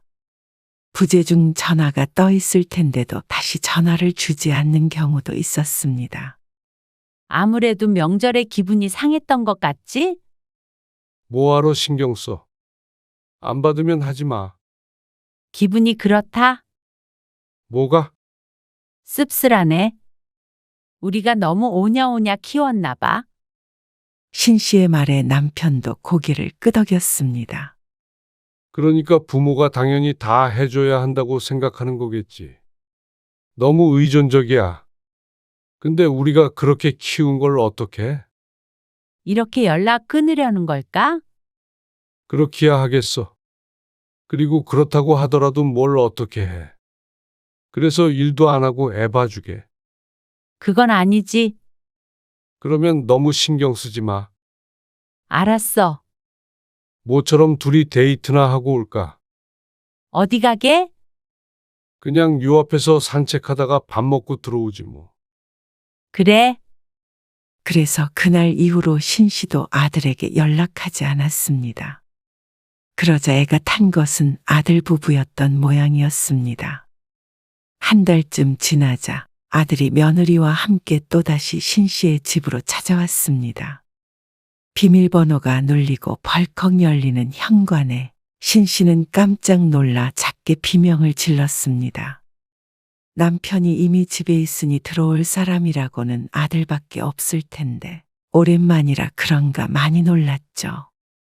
마침 씻고 나와서 민소매에 반바지를 입고 머리도 수건으로 두르고 있었는데 며느리 보기에 무척 민망했습니다. 그리고 사각 팬티처럼 얇은 바지를 입고 있던 남편은 황급히 안방으로 들어갔습니다. 너 이렇게 말없이 들이닥치지 말라고 했지? 오랜만에 보는 아들인데도 반가운 인사말보다도 핀잔을 주는 듯한 말이 먼저 나갔습니다. 며느리도 당황스러워 보였는데 아들만은 태평했습니다. 가족끼리 뭐가 어때서요? 다소 도전적으로 느껴지는 듯한 말투였습니다. 첫 마디를 들으니 무슨 생각으로 쳐들어온 것인지 짐작이 갔습니다. 결코 좋은 용건은 아닌 것 같았습니다. 남편이 잠시 뒤에 옷을 갖춰 입고 나왔습니다. 무척 언짢은 표정으로 말이죠.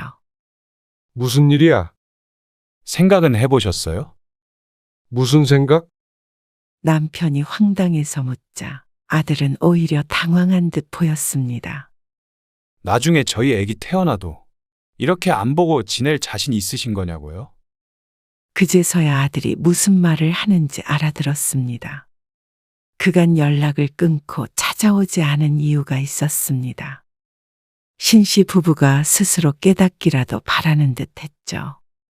엄마 아빠가 저희한테 그렇게 매정하게 하신다면 저희도 매정하게 굴 수밖에 없어요. 남편이 기가 찬 웃음을 뱉었습니다.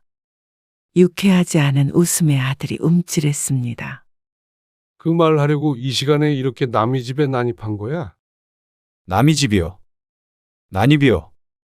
거친 표현에 아들이 화를 냈습니다. 여기가 너희 집이야? 말도 없이 들어왔으면 난입이지 뭐야? 기가 죽었을 것으로 예상하고 왔는지 아들은 기대와는 다른 반응에 놀란 듯 보였습니다. 지금 나중에 손주 얼굴 안 보여주겠다고 협박이라도 하는 거야? 협박이 아니고요. 일어날 수 있는 일에 대해서 미리 경고 드리는 거예요. 경고? 말이 그렇다는 거죠. 그게 협박이라는 거야. 그렇게 받아들이셨다면 어쩔 수 없고요. 저희도 이번 일로 엄마 아빠한테 실망이 커서요. 그래. 부모가 자기 자식 안 보여주고 싶다는데 어쩔 수 없지. 네? 남편의 말에 아들은 바보같이 되물었습니다. 아직 나오지 않은 손주가 뭐가 예쁘다고 그런 협박에 벌벌 떨겠냐. 진짜 너무하신 거 아니에요? 버럭 성질을 내는 아들을 제쳐두고 이번엔 신씨가 며느리에게 물었습니다. 지난번에 민우한테도 얘기했었는데 너희는 우리 노후 책임질 생각은 하고 이러는 거야? 나중에 나이 들면 우리랑 같이 살면서 병수발도 들고 그렇게 살래? 아, 그거랑 무슨 상관이에요? 그 정도 생각도 없이 엄마 아빠한테만 희생을 강요해? 손주 봐주는 게 뭐가 희생이에요? 다들 오히려 고맙다고 그래요.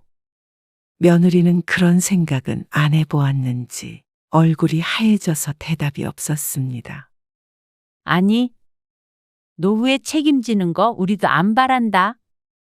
그러니까 너희도 너희 앞가림 알아서 해. 애를 낳기도 전에 우리 보고 키우라고 하는 게 말이 되니. 육아휴직도 있고 얼마든지 애 키울 방법 있잖아. 도우미를 써도 너희 돈으로 써. 엄마, 지금 도우미 비용 아까워서 이러시는 건 아니죠? 아들의 말에 이번에는 신씨가 헛웃음을 내뱉었습니다. 어쩜 이런 아들이 다 있나 싶었습니다. 쭉 함께 살았었는데도 모르고 지냈던 자신이 바보 같았습니다. 아니, 너희한테는 도우미 비용이 아니라 이미 해준 전세금도 아깝다. 남들보다 편히 살라고 해준 거였는데 너희는 받은 건 모르고 더 달라고 이렇게 찾아와서 따지는구나. 도우미를 쓰려거든 전세금 빼서 하든 말든 알아서 해. 그리고 앞으로 이렇게 함부로 쳐들어오지 말아라. 앞으로 이렇게 말없이 한 번 찾아오면 우리는 2번 찾아갈 거니까. 저희 집에요. 그래. 그런 시부모 원하는 건 아니겠지? 부모님이 오시는 거랑 자식이 오는 거랑 같아요. 뭐가 달라? 부모도 사생활이라는 게 있어. 이렇게 함부로 들어오지 마. 독립했으면 여긴 너희 집 아니야. 왜 이렇게 이기적이세요? 아무리 말해도 모르니 너도 나중에 나이 들어봐라. 과연 누가 이기적이었는지. 진짜로 손주 못 봐도 후회 안 하신다는 거죠. 아들은 남은 패는 그것밖에 없다는 듯 똑같은 말을 반복했습니다. 하지만 그런 아들을 남편은 비웃었습니다. 그래. 직접 안 키워준 할머니, 할아버지는 손주를 못 본다면 뭐 어쩔 수 없지. 나중에 누가 후회하나 한번 보자. 그러자 아들도 무언가 이상하게 돌아가고 있는 듯한 느낌을 받은 것 같았습니다. 이렇게 나올 줄은 몰랐던 눈치였습니다. 하나 얻은 것도 없이 든든한 지원군을 잃은 것은 아들 부부였습니다. 그러자 며느리가 아들의 소매를 잡아당겼습니다. 말리는 눈치였습니다.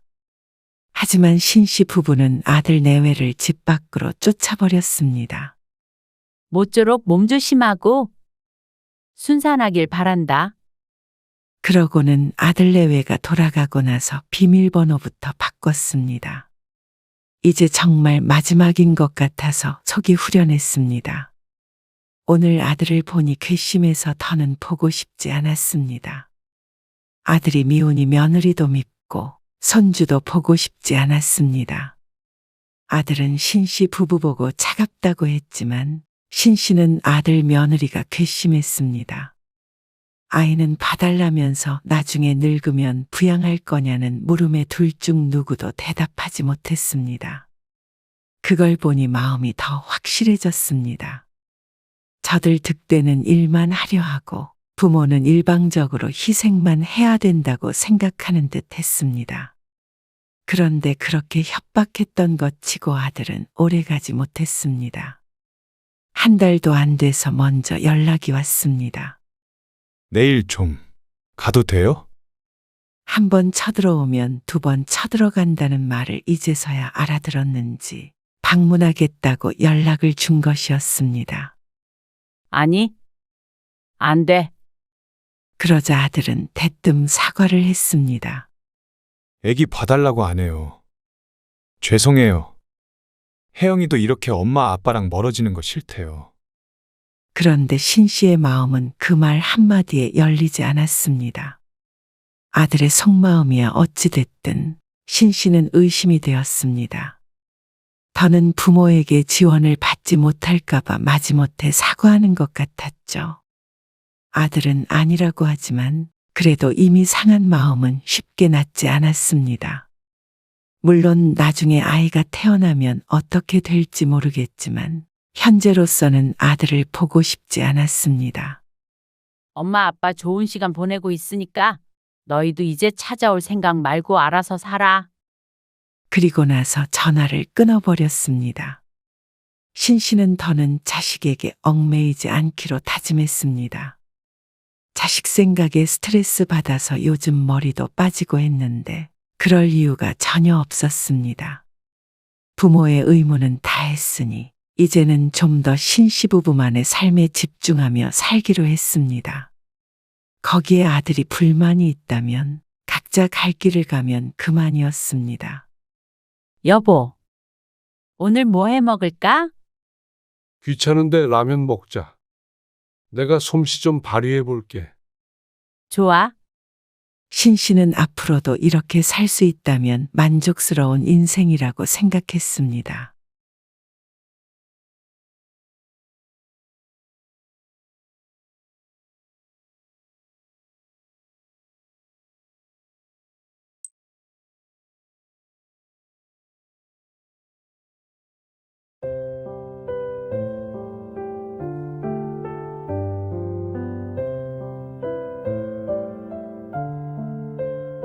우리끼리 먹으려고 고기 샀는데 여기서 같이 먹을까?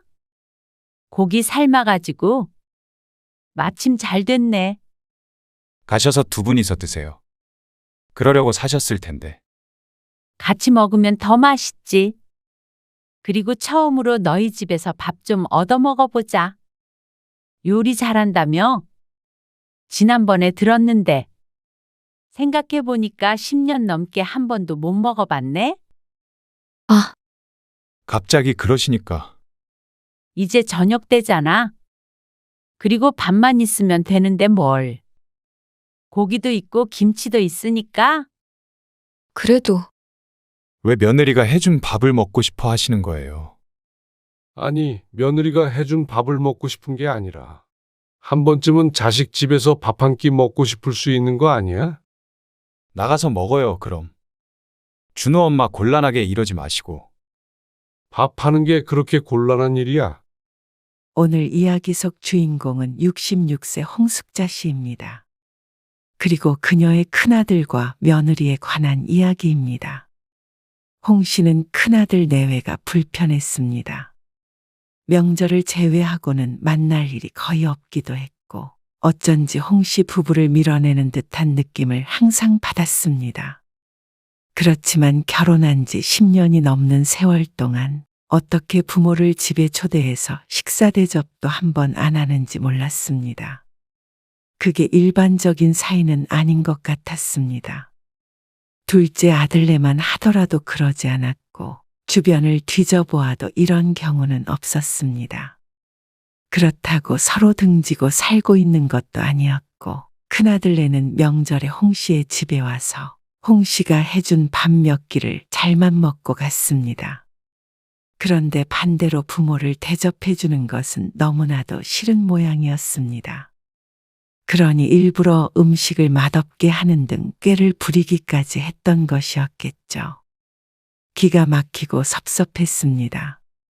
그래놓고는 저들이 조금이라도 서운한 건 참지 못하는 이중적인 태도에 질려버렸습니다. 요즘 젊은 사람들이 문제가 아니라 아들 며느리가 문제인 듯 했습니다. 큰아들 내외의 생각이 그렇다면 홍 씨도 그에 맞춰줄 생각이었습니다. 눈에는 눈, 이에는 이였습니다. 홍 씨는 아들이 둘이 있었고 모두 결혼한 지 꽤 되어 손주들도 셋이나 있었습니다.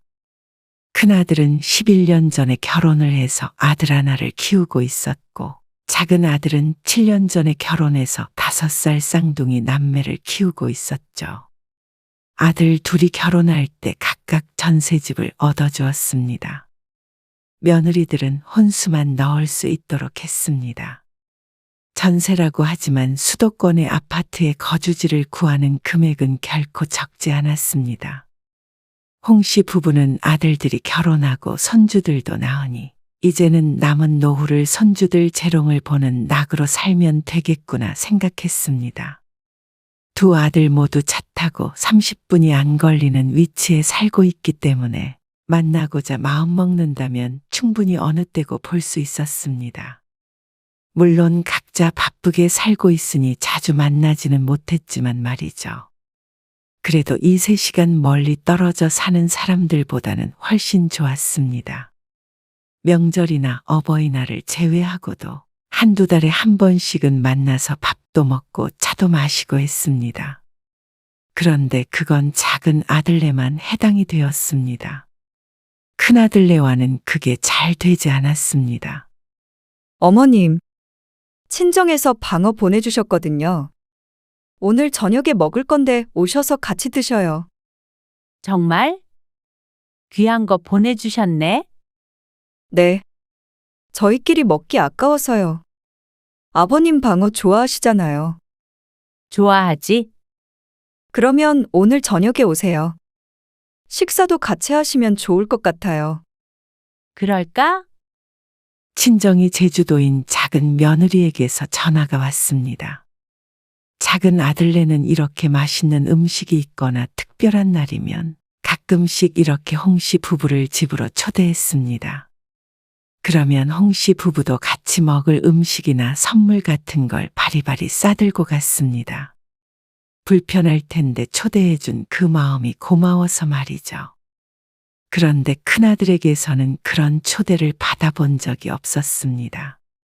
기억을 더듬어 보자면 큰아들네 집에서 무언가 먹었던 것은 처음 결혼하고 나서 신혼집에 집들이 같은 것을 했을 때였습니다.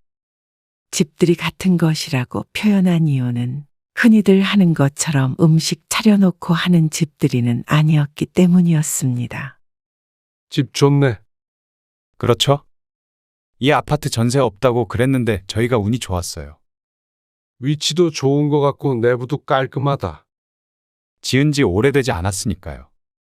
여기서 살다가 이 아파트 사도 좋을 것 같아요. 그렇겠다. 이거 받아. 선물이야. 이게 뭐예요? 로봇 청소기인데 걸레질 해주는 거래. 물만 넣고 돌리면 온 집을 혼자서 닦아준대. 정말요? 신기하네. 있으면 좋겠네요. 쪼그려서 걸레질 안 해도 되지. 따지자면 며느리를 위한 선물이었습니다. 결혼 직후 일을 그만두고 내조를 하겠다던 며느리이니 아마 청소도 며느리가 하지 않을까 싶어서 준비했죠. 홍 시부부는 저녁 시간에 앉아서 얘기를 나눴지만 녹차와 과일만 내오고 음식을 준비하는 기색은 보이지 않았습니다. 홍 씨 부부도 오래 앉아 있다가 갈 생각은 아니었기 때문에 어서 밥만 먹고 일어나려 했습니다. 이제 저녁 먹자. 일찍 가봐야 너희도 좀 쉬지. 아, 이 앞에 갈비집 가려고요. 갈비집? 네. 그게 깔끔하고 좋잖아요. 그러면서 아들이 외투를 집어들고는 나갈 준비를 했습니다. 그의 홍 씨 부부도 온 지 30분 만에 얼떨결에 아들을 따라서 엉덩이를 뗐습니다. 나가서 먹자고? 네.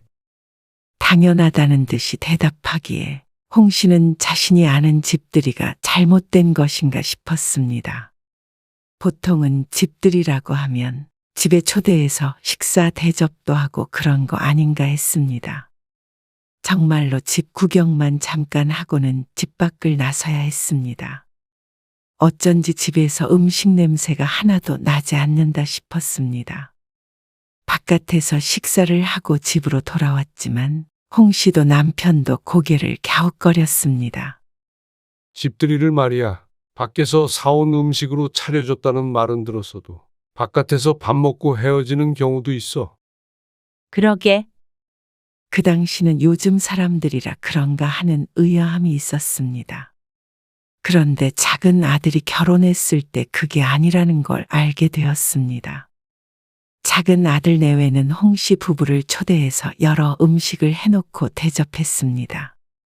아직은 요리에 서툴다며 사온 음식도 있고 직접 한 음식도 있었지만 어느 때보다도 좋은 시간을 보내고 돌아왔습니다. 전세자금을 지원해줘서 감사하다는 인사도 들으니 뿌듯하기도 했습니다. 그리고 그 뒤로도 작은 아들네와는 종종 왕래를 했습니다. 혹시라도 맞벌이하는 아들 며느리 힘들까봐 초대를 받으면 꼭 함께 먹을 음식도 싸갔고 2달에 한 번 이상은 가지 않으려고 했습니다. 아무리 좋은 사이더라도 자주 보면 지치기 마련이니 말이죠. 아들보다도 며느리가 걱정돼서 그렇게 했습니다. 음식을 싸간다고 하더라도 시부모가 집에 온다고 하면 청소도 해야 되고 이것저것 신경 쓸 게 한두 가지가 아님을 홍 씨도 모르지 않았습니다. 시어머니가 되기 이전에는 홍 씨도 항상 며느리의 입장에 있었기 때문입니다. 그러다 보니 둘째 며느리와는 잘 지냈습니다. 가끔 전화해서 서로 안부도 묻고 특별한 날에는 선물도 주고받고 말이죠. 그런데 큰아들네와는 그게 잘 되지 않았습니다. 생각해보면 아들네 집에 간 것도 11년 동안 5손가락 안에 꼽았습니다. 그것도 손주 때문에 피치 못할 사정이 있을 때였습니다. 잠시만 봐주세요. 어머님, 죄송해요. 제가 급하게 나가봐야 해서요. 그래. 얼른 가봐.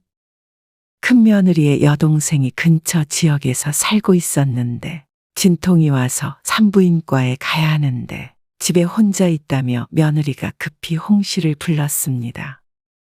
아직 돌이 안 된 손주 때문에 그냥 두고 가거나 데리고 가기에도 힘들다며 말이죠. 제부도 오고 있다고 하니까 일단 이번 도와주고 연락드릴게요. 홍 씨는 고개를 끄덕였습니다. 그리고 아들 집에서 손주를 돌봐주었습니다. 2시간쯤 있으니 며느리에게서 전화가 왔습니다. 어머님, 아직 아이가 나올 때가 안 됐다고 해서 저는 제부한테 동생 맡기고 지금 돌아가고 있어요. 아직 준우 아빠 안 왔죠? 아직 안 왔어. 준우 잘 놀고 있으니까 너무 서두르지 말고 조심히 와. 네. 금방 갈게요. 그리고 3, 40분쯤 있자 아들과 며느리가 함께 집으로 들어왔습니다. 이 앞에서 만났어요. 준우 잘 있었어요? 순하고 잘 놀아. 우유도 먹였고 고생하셨네요. 고생은? 이렇게 예쁜 손주 보는데 무슨 고생? 아들은 외투를 벗더니 소파 앞에 털썩 앉았습니다. 그리고 며느리는 아이를 안아들고 있었습니다. 홍 씨는 내심 저녁을 함께 먹을 생각을 하고 있었습니다. 그런데 각자 할 일들을 하니 어쩐지 계속 있기가 힘든 분위기였죠. 차 가지고 오셨죠? 아빠가 태워줬어. 아, 그러면 다시 데리러 오신대요? 아, 전화해봐야겠지? 아들의 말에 홍 씨가 남편과 통화를 했습니다. 남편은 벌써 오느냐며 의아해했고 20분이 좀 넘었을 때 1층 주차장으로 내려오라고 남편이 전화를 했습니다. 아버지 오셨댄다. 그럼 가볼게. 네. 조심히 가세요. 안녕히 가세요. 아들 며느리의 배웅을 받고 집을 나왔는데 어쩐지 섭섭했습니다. 그래도 급하게 와서 몇 시간 동안 아이를 봐줬는데 저녁 시간에 같이 밥 먹잔 소리도 안 하고 이렇게 바로 돌려보내는지 다소 황당했습니다. 홍 씨가 먹든 안 먹든 함께 먹자고 말이라도 하는 게 당연하다고 생각했습니다. 그게 매너가 아닌가 싶었습니다. 그런데 얼른 가보라는데 자리를 지키고 있을 만한 뻔뻔함이 홍 씨에게는 없었습니다. 그래서 급하게 나와서 남편의 차를 타자 질문이 날아왔습니다. 왜 밥도 안 먹고 벌써 와? 홍 씨가 대답을 않고 있자 남편이 중얼거렸습니다. 당신 당연히 밥은 먹고 올 줄 알고 밥 차렸다가 다시 냉장고에 넣었어. 그 말에 홍 씨도 씁쓸한 미소를 지었습니다. 남편이 생각하기에도 이런 상황이라면 함께 밥을 먹는 게 맞는 모양이었습니다. 처음엔 큰아들과 며느리가 정신없는 와중에 거기까지 생각을 못한 줄 알았습니다.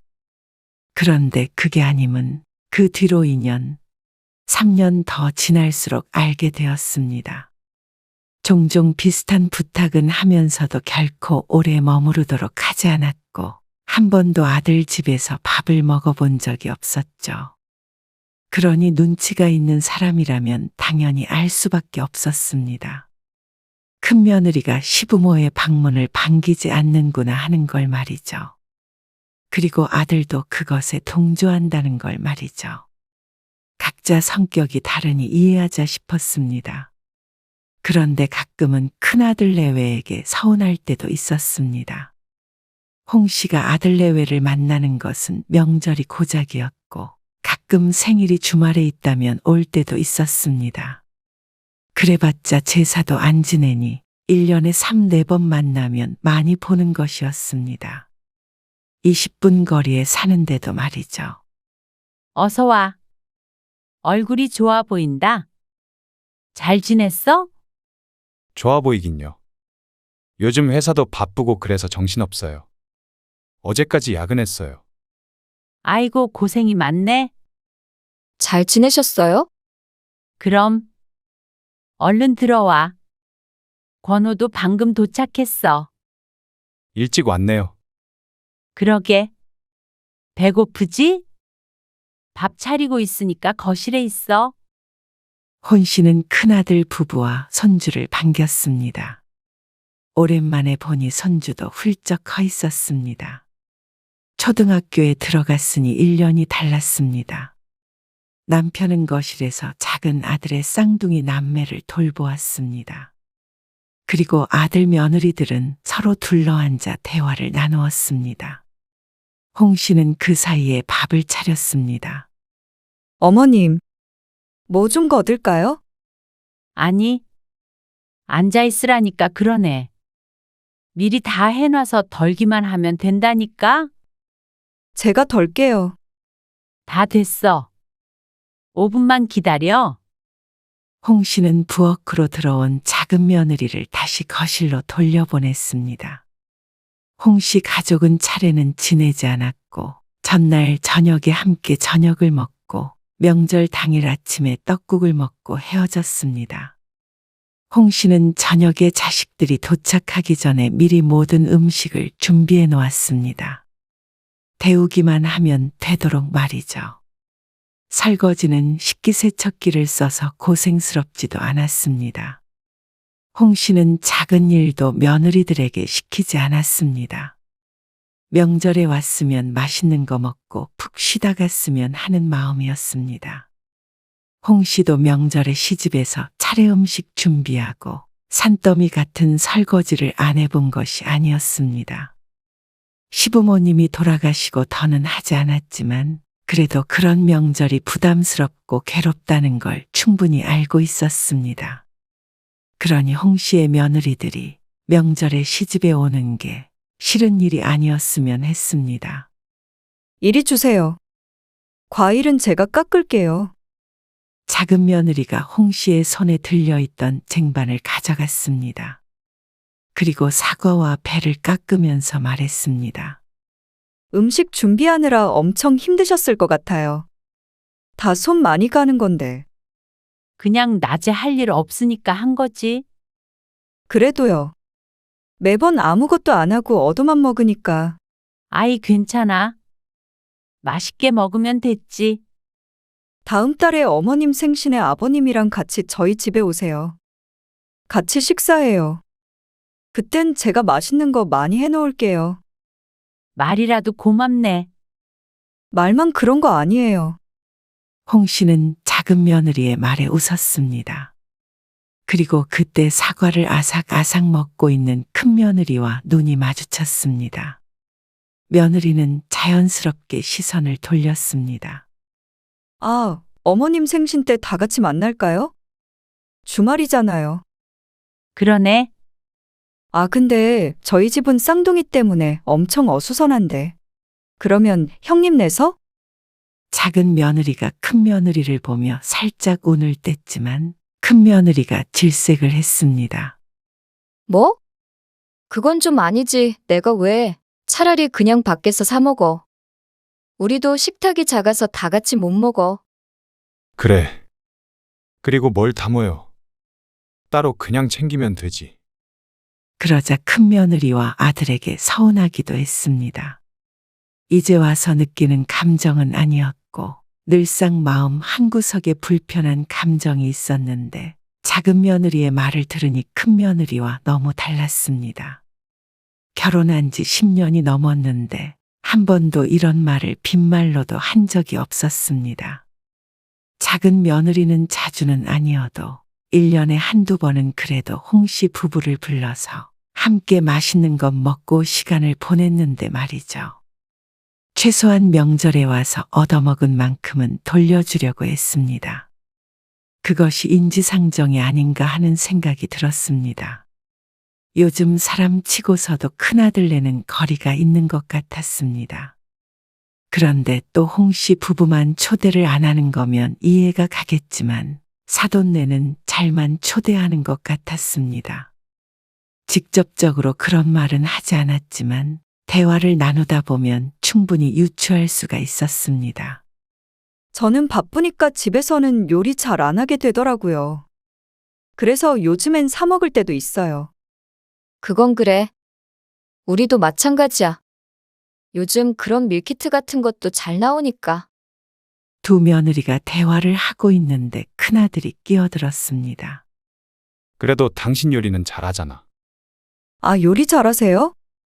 잘하는 건 아니고. 잘하지. 그 왜 지난번에 장인어른 오셨을 때도 자기가 한갈비찜 진짜 맛있다고 엄청 칭찬하셨잖아. 에이, 그 정도는 아니야. 그리고 홍 씨는 부엌에서 컵을 닦으며 거실에서 작게 들려오는 대화를 듣고 있었습니다. 그 말을 들으니 아들네가 집에 사돈네를 초대해서 밥을 차려줬다는 걸 알 수 있었죠. 그러니 황당한 기분이었습니다. 아무리 친정부모와 시부모가 다르다고 하지만 어쩜 우리만 한 번을 초대를 안 해주나 싶었습니다. 어쩐지 차별당하고 있다고 생각하니 기분이 좋지 않았습니다. 그러다가 아들네 집에 들릴 일이 있었습니다. 홍 씨는 집에서 직접 김장을 해서 먹었는데 딱 홍 씨 부부와 두 아들네 먹을 양만 해서 나눠줬습니다. 그런데 작은 아들네 집에 들렀다가 큰아들 집 앞에 도착했습니다. 아무래도 바쁜 자식들보다는 홍 씨 부부가 왔다 갔다 하는 게 좋을 것 같아서 이렇게 매년 갖다 주었죠. 원래는 김치만 전해주고 오지만 홍 씨는 이번엔 다른 생각이 들었습니다. 그래서 김치를 주면서 아들 며느리에게 말했습니다. 아참, 우리끼리 먹으려고 고기 샀는데 여기서 같이 먹을까? 고기 삶아가지고. 마침 잘 됐네. 권일이 벌써 퇴근한 줄 몰랐는데. 그러자 아들 며느리는 무척 당황한 듯 보였습니다. 그저 놀란 것이 아닌 곤란한 기색이 역력했습니다. 가셔서 두 분이서 드세요. 그러려고 사셨을 텐데. 같이 먹으면 더 맛있지. 그리고 처음으로 너희 집에서 밥 좀 얻어 먹어보자. 요리 잘한다며? 지난번에 들었는데. 생각해보니까 10년 넘게 한 번도 못 먹어봤네? 아, 아들이 며느리 눈치를 잔뜩 보며 말끝을 흐렸습니다. 갑자기 그러시니까. 이제 저녁 때잖아. 그리고 밥만 있으면 되는데 뭘. 고기도 있고 김치도 있으니까. 그래도 안내가 너무 당일에 갑작스럽게 말하나? 그러면 다음 주쯤도 괜찮고 너희 시간 맞춰서 올게. 그러자 아들이 끼어들어 말했습니다. 어쩐지 짜증스러운 말투였습니다. 왜 며느리가 해준 밥을 먹고 싶어 하시는 거예요? 아니, 며느리가 해준 밥을 먹고 싶은 게 아니라 한 번쯤은 자식 집에서 밥 한 끼 먹고 싶을 수 있는 거 아니야? 나가서 먹어요, 그럼. 준호 엄마 곤란하게 이러지 마시고. 이해가 안 가네요. 밥하는 게 그렇게 곤란한 일이야. 그렇게까지 싫다면 그냥 돌아오는 게 맞겠지만 홍 씨도 조금 억울하기도 하고 기분이 상하기도 했습니다. 저들은 명절에 와서 실컷 얻어먹는 게 당연하면서 자기들이 한 끼 대접하는 것은 이토록 어려운 일이라는 게 어이가 없었습니다. 십첩반상을 원한 것도 아니었고 김치도 고기도 가져왔다는데 그게 싫다고 한다면 그냥 자신들 집에서 시부모와 겸상을 하는 것 자체가 싫은 게 아닌가 싶었습니다. 다른 때 같았으면 그러냐 하고 왔겠지만 홍 씨도 한마디를 참지 않았습니다. 너희는 나중에 안 그러겠어? 준우가 결혼했는데 10년 넘게 준우네 집에서 밥 한 끼 못 먹어봤다면 어떨 것 같아? 하나도 안 서운하겠어? 그리고 누가 준우 엄마 보고 밥 차리래? 그렇게 준우 엄마 걱정되면 네가 차리면 되잖아. 그러자 예시가 와닿기는 한 모양인지 아들 며느리가 입을 다물었습니다. 말문이 막힐 만도 했습니다. 준우라면 아주 끔찍한 아들내외였으니 말이죠. 그런 상상은 해본 적도 없었을 것입니다. 이런 걸 보면 홍 씨 부부와 큰아들네와는 평범한 관계는 아닌 것 같았습니다. 일반적인 부모 자식보다도 훨씬 멀고도 불편한 사이가 되어버린 것 같았죠. 어쩌다 한번 아들네에 오게 되면 서둘러 내보내려는 아들 며느리. 홍 씨도 더는 말씨름을 하지 않았습니다. 홍 씨는 남편의 팔을 잡아 끌고 집으로 돌아왔습니다. 홍 씨도 마음이 좋지 않았지만 남편도 무척 상심한 듯 했습니다. 그렇게 말씨름 하듯이 대화를 주고받고 돌아온 게 못내 속상한 듯 했습니다. 나중에 초대하겠다. 아니면 요리를 잘못해서 그러니 다음에 기회되면 대접하겠다. 이런 식으로 부드럽게 넘어갈 수 있는 말은 얼마든지 있었습니다. 그런데 왜 며느리가 시부모 밥을 차려줘야 하냐는 식으로 말하니 당연히 섭섭할 수밖에 없었습니다. 친구도 내 집에 놀러 오면 밥 차려 먹여보내는데 말이죠. 그렇게 생각하니 큰아들 내외는 늘 그런 식이었습니다. 무슨 일이 있어도 전화를 하는 경우도 거의 없었습니다. 아들네를 챙기는 것은 홍씨 부부밖에 없었습니다.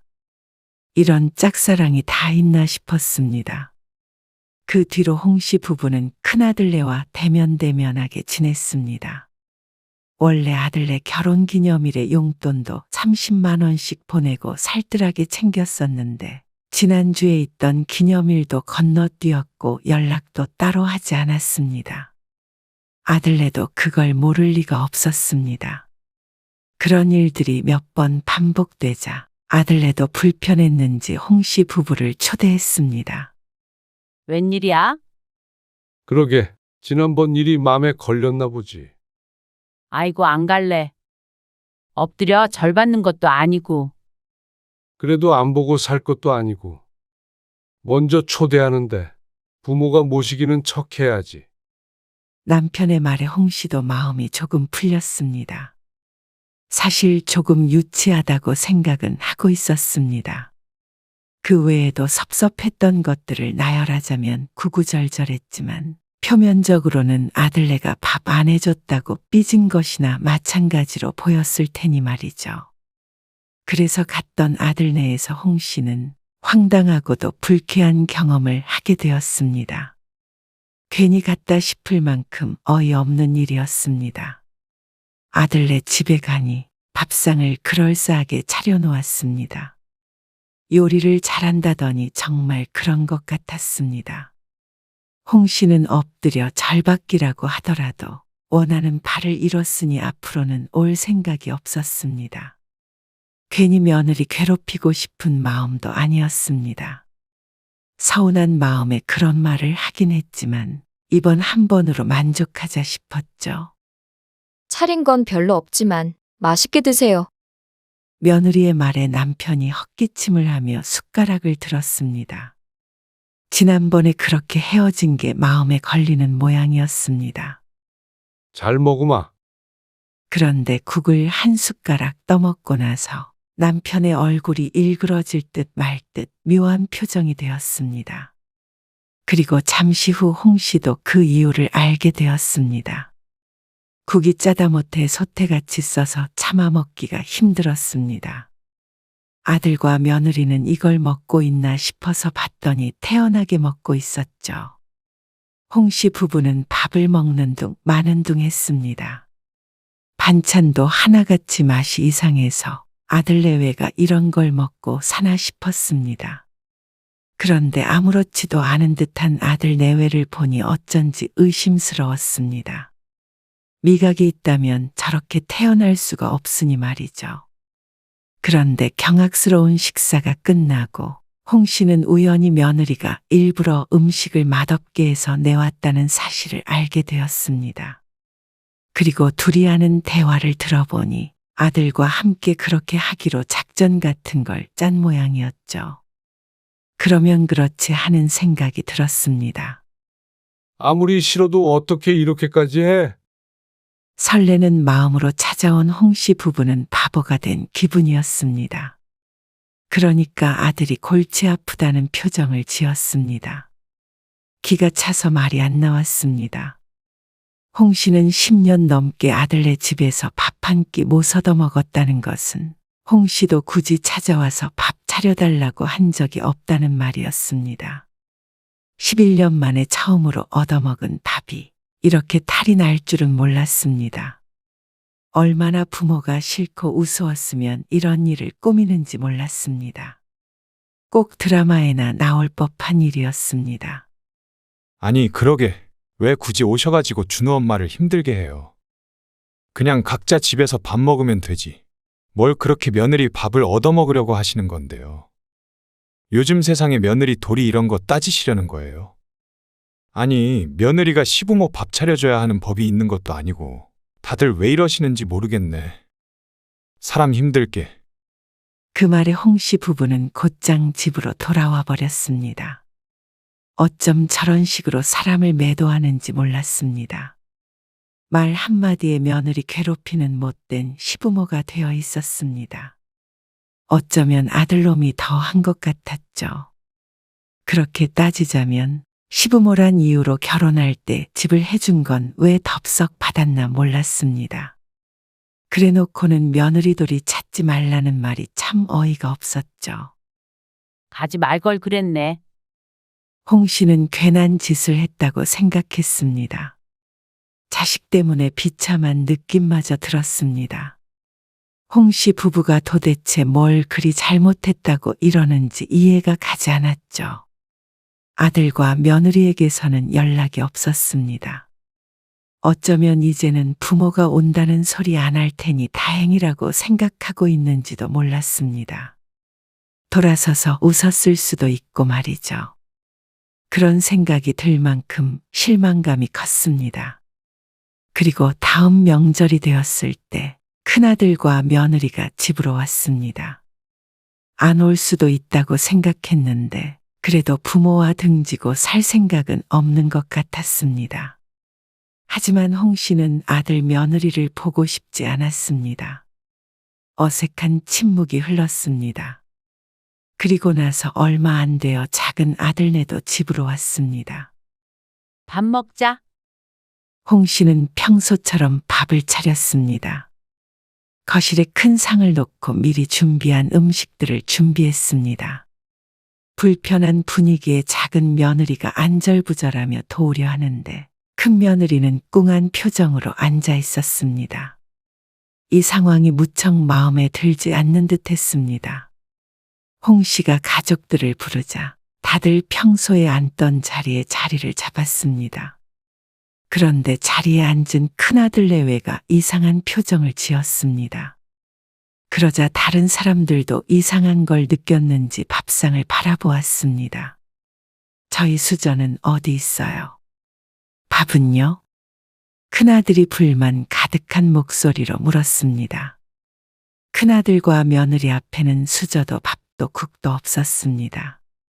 그렇게 남의 집에서 밥 얻어먹지 말라고 하니 그 말에 따라줄 생각이었습니다. 차마 손주한테까지 그럴 수 없어서 손주 앞에는 밥이 놓여 있었지만 아들이 불같이 화를 내서 아무도 숟가락을 들 수는 없었습니다. 진짜 너무하신 거 아니에요?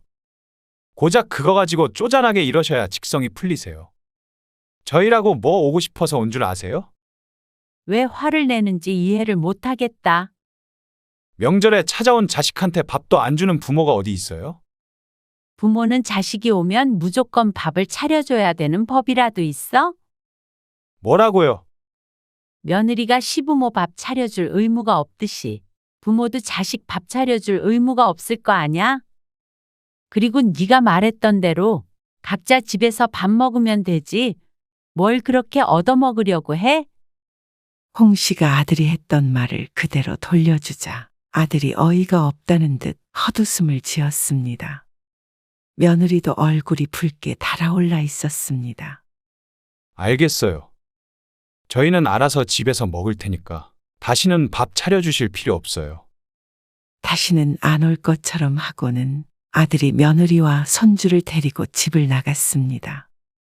홍 씨도 그렇게 싫다는 아들 내외를 굳이 신경 쓰지 않기로 했습니다.